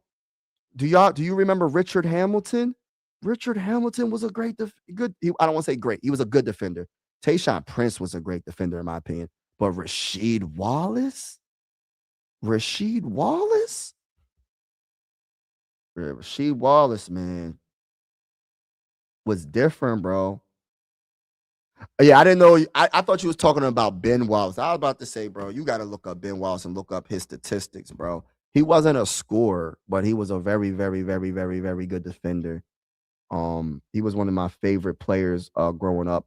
I remember when it was the Pistons versus the Lakers when they won that championship, and like Shaq was really struggling. Like that's the only player I ever seen Shaq really struggle against, bro. Like Ben Wallace was the only player that can kind of like slow him down. Like nobody else could really slow Shaq down. Y'all remember how Shaq was in his prime, bro? The only dude that could slow him down was Ben, bro. He couldn't completely stop him because of Shaq, but imagine like you going against Shaq in his prime and you're slowing him down. Bro, that was crazy, bro. Just say you don't watch Luca, bro. I guess just say you don't respect defense. Because if you think Luca plays defense, you ain't watching it. You ain't watching basketball complete. You're just watching one side of the ball. Basketball is not just offense, it's also defense. I respect the full game of basketball. I don't just talk about offense, I talk about defense. I hold the players accountable from both sides of the ball. If you're supposed to be the best player in the game or the best player that you said he was, respectfully, I disagree with you. You need to play defense. And Luca is not a good defender, bro. He's not. I don't know anybody that watches the NBA that says that Luca plays defense. I don't. Respectfully. Luca don't play no defense, bro. Not good enough for him to be called the best player in the game. Maxey didn't make 2 assists. Yeah, he needs to step his game up, bro. Yeah. When LeBron retires, put KD with Luca. Oh my gosh. Yeah. Honestly, what I would do, bro, they need to get some wings. Like that would be a good combination, but him and I don't think KD would want to go to LA. I feel like there's too like I think KD wants to be somewhere where there's not as much pressure. Like the Lakers, they're not really impressed, bro, with nothing besides winning championships, bro. Dirk and Garnett. Oh my gosh. Dirk played pretty darn good defense, and Garnett played pretty darn good defense as well. I got cooked when I played Jason Tatum in the high school. He scored. Oh, for real? You played against Jason Tatum? What? Let me ask you a question. In the 2024 finals, what do you think Jalen Brown field goal was when he went against Luca on defense? I mean, Jalen Brown on offense, Luca on defense. You will never guess it. Um, I don't know what his field goal percentage is. Probably, whew, I don't know. Probably 45, 35%, 35 to 45%, probably. Probably 35 to 45%. But trust and believe, when Luca guarded Jalen Brown, he was getting cooked. It wasn't Luca that was slowing Jalen Brown down. Let's put some context to the conversation. It wasn't Luca guarding Jalen Brown and stopping him. Trust and believe that. Trust and believe that. He was getting cooked when he was going against Luca. He was getting cooked. I mean, Luca was getting cooked by Jalen Brown when he was trying to guard Jalen Brown.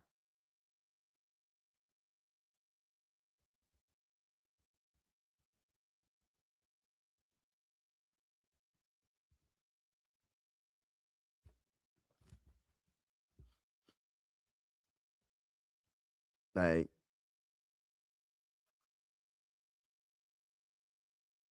that man was moving out of the way. I ain't never see a player move out the way and let someone just get a layup when it's like the NBA final. He just moved out the way. Um,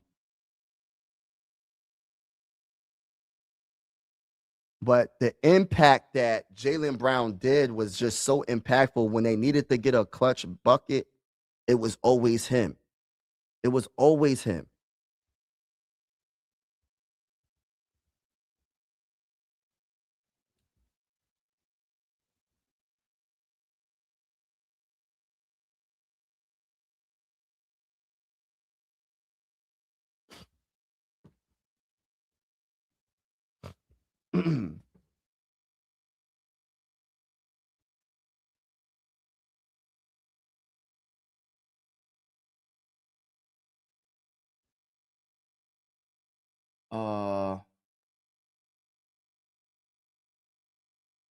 What's up, Rudy?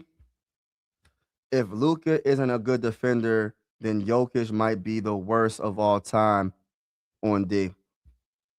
You think Luka's a good defender, bro? I could tell you don't. You just worry about the offense. I could tell you just look at offense. You don't look at defense. You just worry about offense. You just worry about people scoring 40 to 70 points, and that means you're the best player in the game. That's not true, bro. Defense, I hate to tell you this, brother. Even in the NBA, defense wins championships, bro. Let me just let you know that. Like in the NBA, in the playoffs, defense wins championships. Yes, you got to score, but defense wins championships, bro. Defense wins championships. One-on-one, he got bagged by Luka. Oh my gosh. Okay. He got bagged by Luka. The MVP got bagged by Luka. Oh my goodness. I thought I heard it all. I thought I heard it all, bro. It's okay to be a Luka fan. It's okay. I'm a Luka fan as well, but I'm not going to be delusional and say that Luka 101 bagged Jaylen Brown, the MVP of the finals. I'm not doing that. Kirk Cousins signs with the Raiders. Yup.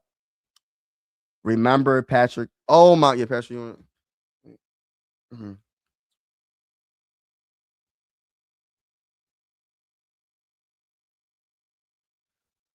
But Luka wasn't clutch when it mattered.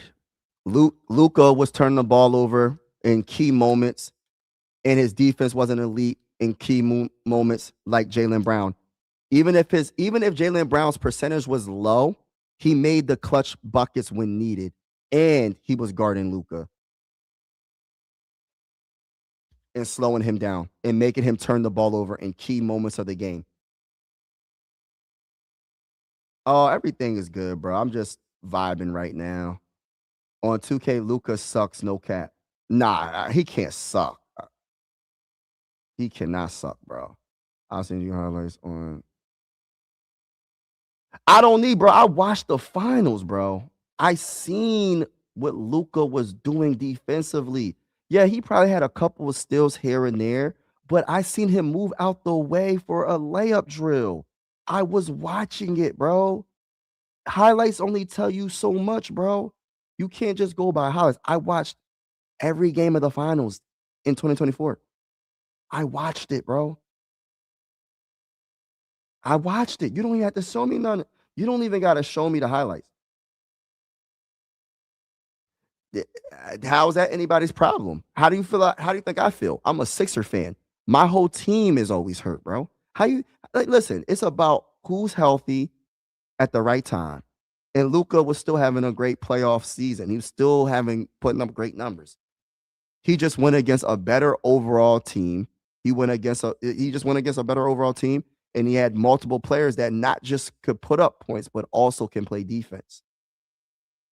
And honestly, the Celtics could have probably swept the Mavericks, to be honest with you. They only wanted to they wanted to have the game winning, they wanted to have the ceremony in Boston, like the celebration in Boston. That's why they didn't want to sweep the Mavericks. That's the only reason why. They would have won, instead of winning in 5, they would have won in 4, bro. The only reason why they lost is I really feel like they just was like, all right, we'll just let this go. We want to win this in Boston. I'm telling you, bro. I could tell by the body language. They're like, man, we're going to get these guys in Boston. Yeah. We're going to get these guys in Boston. Bro, he moved out the way for numerous defenders. It wasn't even just Jaylen Brown. It was Tatum. It was Jaylen Brown. It was numerous players. I'm not going to say look at the highlights, but I watched every game, bro. And even if it was Tatum, you think that's a great defender because he moved out the way from Tatum? That's not a good thing. That's not a good point. He moved out the way. You're supposed to be, like you say, you claim he's the best player in the game. You don't move out the way because you don't want to play defense, because you're lazy. How is that the best player in the game? You said that he's the best player in the game. I didn't say that. But you're claiming that he moved out the way in the NBA Finals, the biggest games of games. The man moved out the way. That's what you said. So how can you claim he's the best when the guy's moving out the way in the biggest moments of his career? The NBA Finals is the biggest games. It's like the Super Bowl, bro, for the NBA. But it's the NBA. NBA Finals is the Super Bowl. You don't go any, that's the end of the series, bro. You win, you're the champion. So you're telling me in the biggest games, this man moved out the way. You're proving my point that he, in my opinion, he can't be the best player in the game if the man is moving out the way for players because he doesn't play both ends. I like Luka, but I'm not going to put him above players that play both sides. I'm just not. I just can't.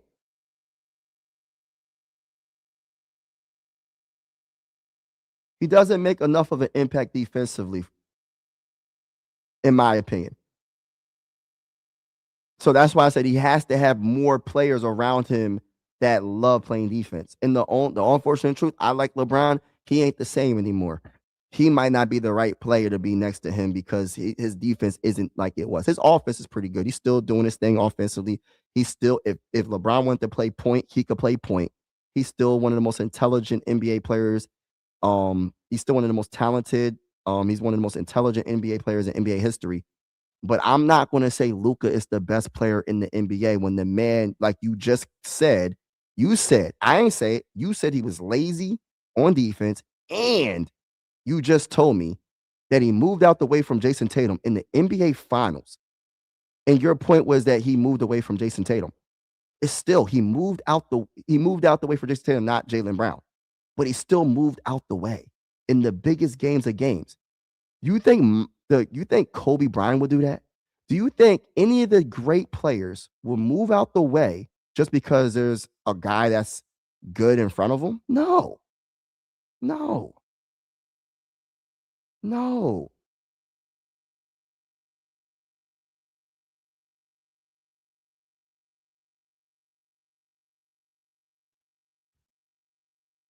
He went against a better team. I will admit, Celtics was a way better team. And listen, they won that game. I'm telling you, they took the gas off the pedal, bro. They would have got swept, but the Celtics didn't want to celebrate in Dallas. They wanted to celebrate in Boston. I'm trying to tell you, bro. I watched that whole game. I watched the whole series, bro. I'm telling you, bro. I'm not going to argue against you. Luka was crap in the finals. No, he wasn't crap though. I'm not trying to downplay Luka. I'm just making my point about his defense isn't impactful enough consistently. Like he does get steals. I love that he gets steals, but I feel like someone that is 6'9", he should be a little bit better. Like, all right, he's probably all right, I'll give you. I guess I'll give you average. I'll give you average defender. I'll say average, but I just feel like he can do a little bit more defensively, especially when you're 6'9". Like I see players that are 6'4", like Josh Hart, that can guard 1 through 3, and sometimes Josh Hart can guard 1 through 4, depending on who the 4 is. You know what I'm saying? Like Luka, sometimes he just doesn't play as hard on defense. I think it's because he's putting so much energy on offense. But that's what's going to make him a champion if he just puts a little bit more effort when it comes to the defensive side of the ball. I think that's what put him over the top over every player in the NBA. That's just my honest opinion. I have a lot of respect for Luka. Like you see, like, all right, I know it's 2 different positions, right? But you see how Victor Wembanyama is like he's 7 foot, right? What is he, 7'4"? But he would still try to guard a guard if he had to. Like if it's a switch, you see he moves his feet. Like I'm not sure if you watch the Spurs. I don't watch Spurs all like that, but I recently just watched them against the Sixers. And when Tyrese Maxey, when they had the switch and they had Victor Wembanyama on them, Tyrese Maxey one of the best guards. He's super quick. But Victor Wembanyama, for a 7-foot guy, can move his feet and he'll make the effort and he'll get the block, bro. He got the long arms, but it's about the effort because he has the size, but he puts in the effort that matches his talent. and the God-given, he just blessed him with the height and the wingspan. But like I seen multiple players that have the height that just can't play no freaking defense. But the thing about Luka, what puts him apart from other players is his offense. It just makes up for a lot of the deficiencies. But you can't. The thing about Luka is you have to bring it to him to tire him out. You have to go at him offensively to like get on. But I don't think he was crap. I just feel like he just wasn't as good as he could have probably been. But I think he was probably exhausted. They were trying to come at his weight.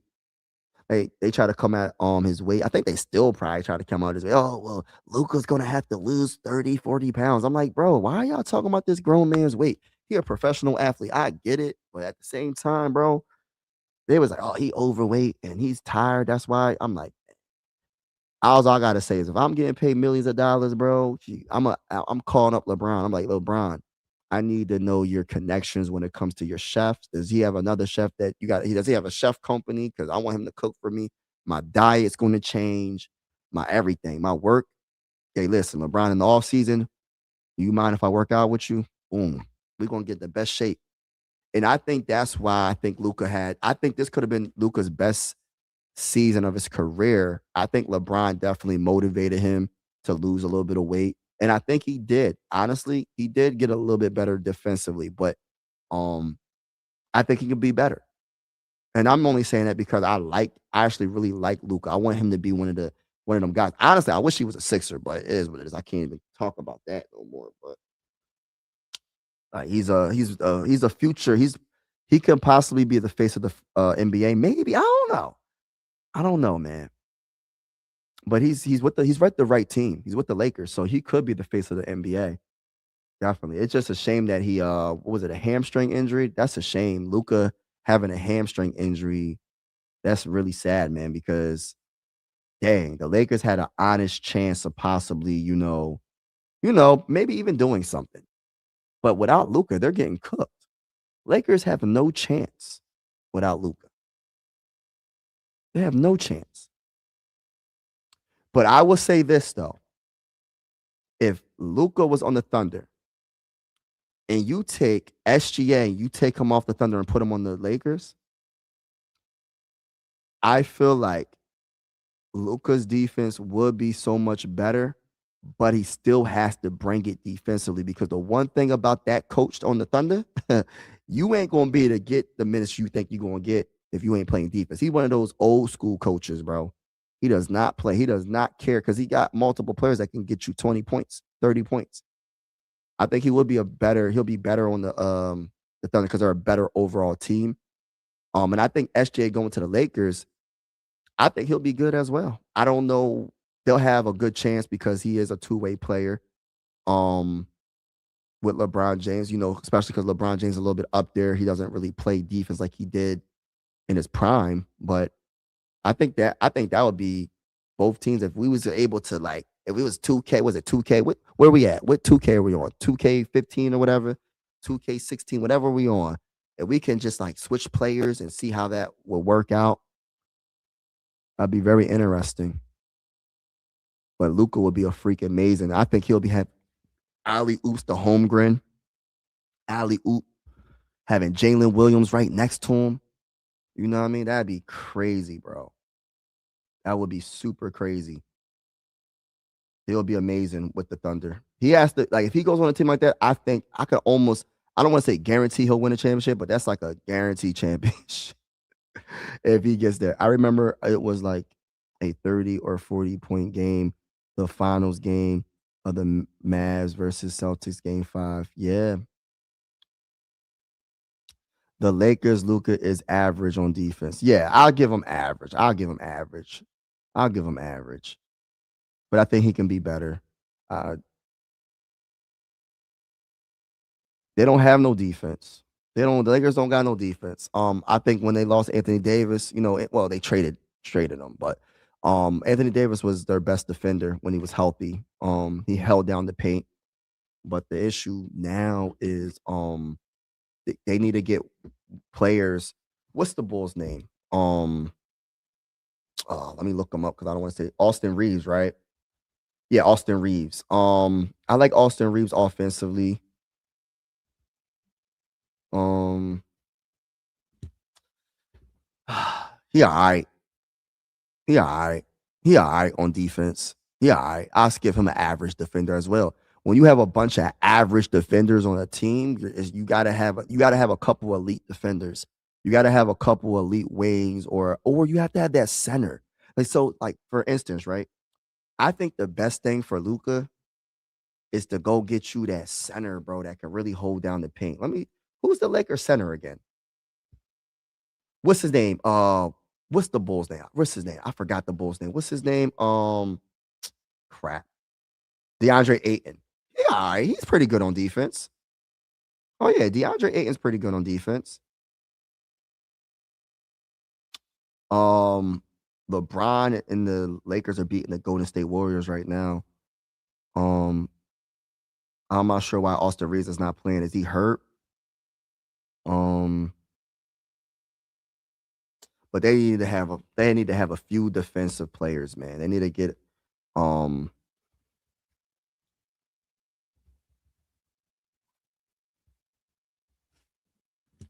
yeah. Yeah, I think DeAndre Ayton is a good defender. But he can be better though. He can be better though. You know what I mean? He's not the best center at defense, but he's a good center. I mean, a good defensive center. But I think for Luca, I think he needs like at least one wing next to him that's like really good at defense, and then have like a very good center that can play like he doesn't have to necessarily score a lot of points, but be able to catch for alley oops and stuff and just be that guy that can hold down the paint. If he can get that, bro, I think the Lakers could take it to another level, honestly. But he needs a center that's like, I think, elite defense because DeAndre Ayton, in my honest opinion, I just feel like it comes and goes, bro. Like have some good games on defense, and then the next time he might not play defense all like that. His defense ain't is good. I mean, he'll have these games that, oh my gosh, he's really good on defense, and then have those games where it's like, I mean, you could put a little bit more effort, bro. You can do a little bit more. It's the consistency with DeAndre Ayton, but he is a good defender. When he wants to play defense, he is a good defender. He moved out of the way to not give up one. Man, it's the finals, bro. It's the finals, man. There's numerous instances, bro, where he just moved out the way. Some not every time, but that's why he just needs honestly what it is. I'm not even trying to make this a thing where we going back and forth about Luca. All I'm saying is Luca, for me, he needs to have a better mindset when it comes to playing defense overall, in my honest opinion, more consistency. And then on top of that, I feel like the Lakers need to really figure out what they can do to build around him when it comes to the defensive side of the ball. You know what I mean? That's all I'm saying. I'm not trying to come at Luca at all because I like Luca. I think Luca is a heck of a player. I'm not really sure what country he's from, but he's a heck of a player, man. Um, I love watching him play. I remember when it was him going against Ant-Man, and that was a great battle, man. It was a great battle going back and forth. Um, Luca, he's like one of those players that he's not moving super fast when he's crossing you over, but he's still crossing you over, right? And he's gonna make you fall. And then the one thing I like about Luca is he has that dog mentality. He talks trash. If you talk trash, you better be able to back it up because he's going to try to cook you offensively. Now if he can get a Holmgren or somebody on defense as a center that can be more consistent than DeAndre Ayton and get like another wing player, I think the Lakers are going to be on another level. Is Kyrie, LeBron, and Anthony Davis going to reunite for their last days? Ha. You know what's so crazy? Like, not even crazy, man. Um, what team would they go on though? You know what I mean? I think that's another thing that kind of that's what the number one thing that messed up Luca with the Mavs. I think they should have kept. I think the Mavericks should have kept Luca. Honestly, they should have just got better. Like they could have, I don't know, man. I don't know how they got lucky and got the first overall pick, because if they would have kept Luka, say they had Cooper Flag and Luka, like what if they had the first overall pick with Luka? You would have had Luka and Cooper Flag, bro. They made a mistake, because what if I mean, hypothetically speaking, people are saying, "Oh, they did that because Luka got traded to the Lakers." But at the same time, what if it was legit, and what if they had Cooper Flag and Luka? Wouldn't that be better than what they have now, bro? What do the Mavericks have a couple of players, especially my bull Cooper Flag. I like Cooper Flag, but I think the Mavericks made a mistake, man. They should have kept. But then again, it did open up a lot of opportunity for Cooper Flag, because if Luka was on the team, I'm not saying he'll stint his growth, but the only way Luka is good with the only way Luka is when he has the ball in his hands. He's not an off-ball player. He needs the ball in his hands to be the guy that he can be, right? So Cooper Flag, I think he's good with or without the ball. So it could have worked. Honestly, it could have worked. I would have loved to see that combination. But I still am salty, man. As a Sixer fan, I'm just irritated, bro. My team really about to be out the playoffs, bro. They suck, bro. No, I don't think, yeah, I don't know, man. Harrison Barnes plays great defense on everyone. Harrison Barnes, yeah. But the thing about Harrison Barnes is he don't bring that offense like Luka, though. But I love Harrison Barnes, though. He's a good overall player. Wemby is 7'4", 235 pounds. That's crazy. Next week in Minnesota, Toronto drill. Okay. I'm about to get off this live stream. Yeah, Ayton, bro. Ayton, he's iffy, but he's a good defender when he wants to be. You know who another good defender I absolutely love? Is Bam from the Heat. I love Bam. I think he's one of the best centers in the game. He plays both sides of the ball really good, actually. I know people try to take away his 80-point game because he hit a lot of free throws, but it's part of the game. I don't know why people try to take away from a player because he's hitting free throws. I just feel like it's part of the game. You know what I mean? If you foul him, you go to the free throw line. You know what I mean? But Bam is he's a very good defender. You know what's just a shame? Like, I'm a big Sixer fan, and like Joel Embiid's such a good player, bro. He plays both ends of the court. And it's just like, it just sucks because the man is just something stay happening, bro. And I hate to say it like that, but it's true. And it's just unfortunate because he is one of my favorite players in the NBA. He's probably one of my favorite Sixer players in NBA history. One of my favorite players in NBA history, actually. I like Joel Embiid a lot. I think he's a heck of a player. But it's just always something that happens, unfortunately. And that's just the honest truth. But I just feel like him, like you could see what the Sixers look like with or without him. Not trying to come at anybody. Everybody's entitled to their own opinion. It's okay to agree to disagree. But I was talking to someone the other day. They was like, "Yeah, the Sixers are better without Joel Embiid." I'm like, "What?" I can't tell. I can't tell whatsoever because every time the Sixers play without Joel Embiid, they get cooked. They get cooked all the time, bro. They don't win a lot with Joel. If you look up the numbers with or without Joel Embiid, it's freaking crazy how bad the Sixers are, bro.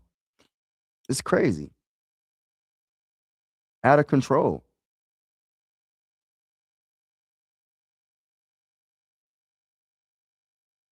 You don't like DeAndre Ayton? He all right, man. He just not consistent, bro.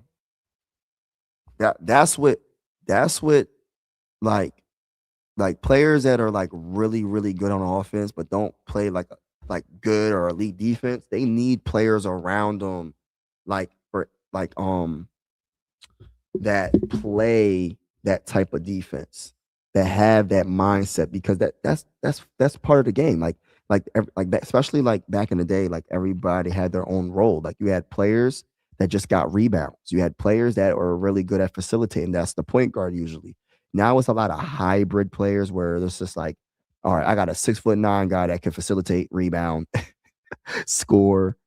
play defense. You know what I mean? It's just like everything is so different now in the NBA from like back in the day, like way before my time. Obviously, I'm talking about way before my time. Like, um, I'm used to like the days of like, um, oh man, Allen Iverson days. He wasn't the best defender, but he was always in the passing lanes.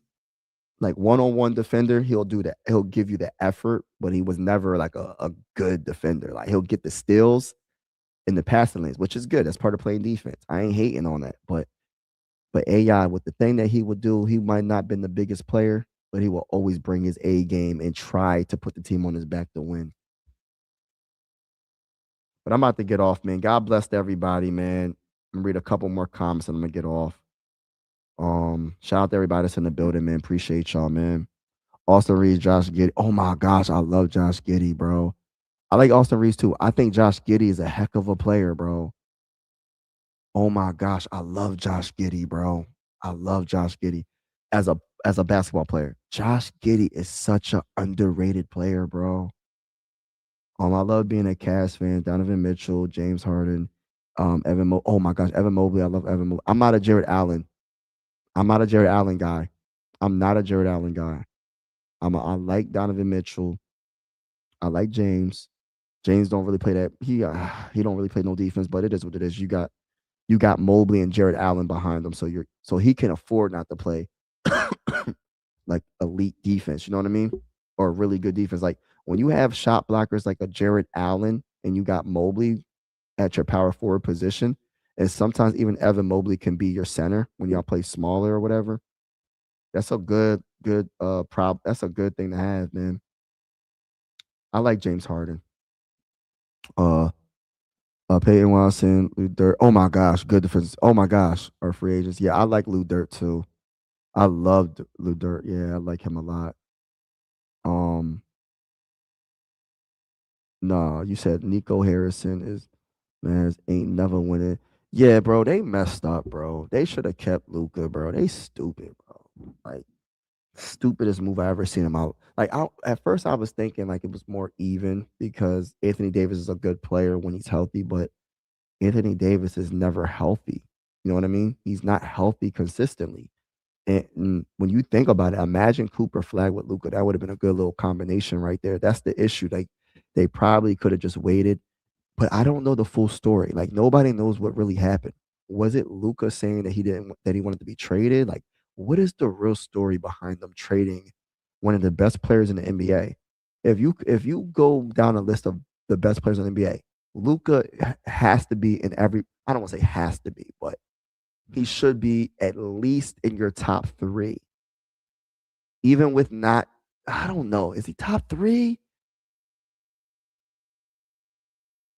I don't know. That's a long list, man. But he should be in your at the very least. He should be top five, top three or top five. Um, so you're getting rid of a top five player for a guy that's injury prone in a first round pick. Mm-mm. And you got lucky. You got lucky that your first round pick was Cooper. My dream center for Luca is Walker Kessler. Walker Kessler. You know what your dream center should be? Bam. Go get Bam. Let Bam be your center. Let Bam be your center.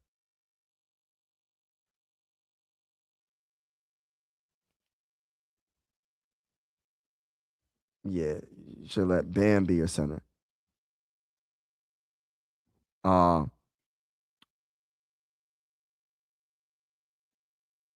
yeah, Bam would be a way better option. Respectfully speaking, he'll be a way better option, bro. Why do you feel like um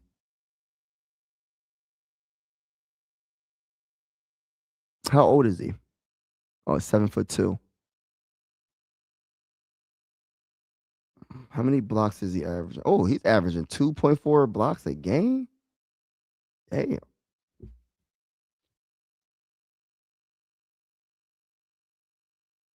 I don't want to say way better option, but I think Bam would be a better option overall. But um, he has some um, he's only 24 years old too. Does he shoot threes? Nah, he's not a 3-point shooter. Free throw shooting.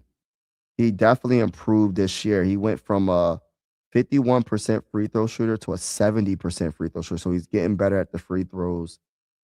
He improved on he's a 10.8 rebounds this season. He averaged 14.4 in points this season. Averaged 3.2 in turnovers. His turnovers are a little bit high, but not too bad. But I love that he averaged he averaged 1.8 in blocks this season, which is pretty darn good. I like that. 3 assists. What else? 3-point percentage. This year he only shot 1 3 pretty much a game, and he was a 75% free throw shoot 3-point shooter.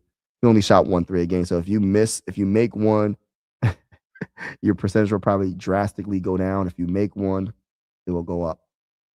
The only issue with him, bro, is he only played 5 games last year. So what happened to him?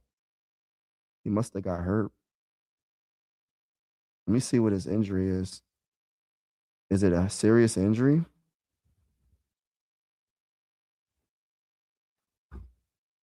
What's his injury? Well, Mr. Anderson. Oh, torn labrum. Ooh, labrum in his shoulder. The injury which occurred early November 2025. Oh, so he's still recovering. He's recovering from that hot and strong start. Yeah. That sucks, man. That sucks. He had a great start this season. 14 point. He only played 5 games.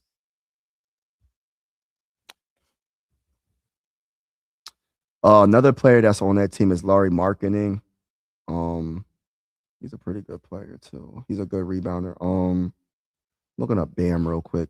Look up Bam's numbers real quick. See, Bam for me. Let me see something real quick. Yeah. So Bam, 20 points, 10 rebounds, 3 assists. Very good defender. Bam, what's his 3-point percentage? So he averaged 31% from 3, shot 1 to 5 threes a game, steals 1.2. Yeah. But let me get off this live stream, y'all. Have a wonderful day. God bless everybody. Thank you so much for all y'all support, man. Thank you so much. Yeah, he didn't play that many games. He got hurt. Sucks. I'll take Lauri Markkanen as a small forward any day. Nah, he power forward, bro. That man power forward. He could play small forward too, but he power forward too, bro. Like he nice, but the Jazz, man, they just seem like they just seem always bad, bro. Like, what's going on with that franchise, bro? What was their record this year? Let's look it up real quick. Like, they're always like not good. Like, you get what I'm saying? Like, why the Jazz always like they haven't been good in a long time, bro? They always suck, bro. They always suck.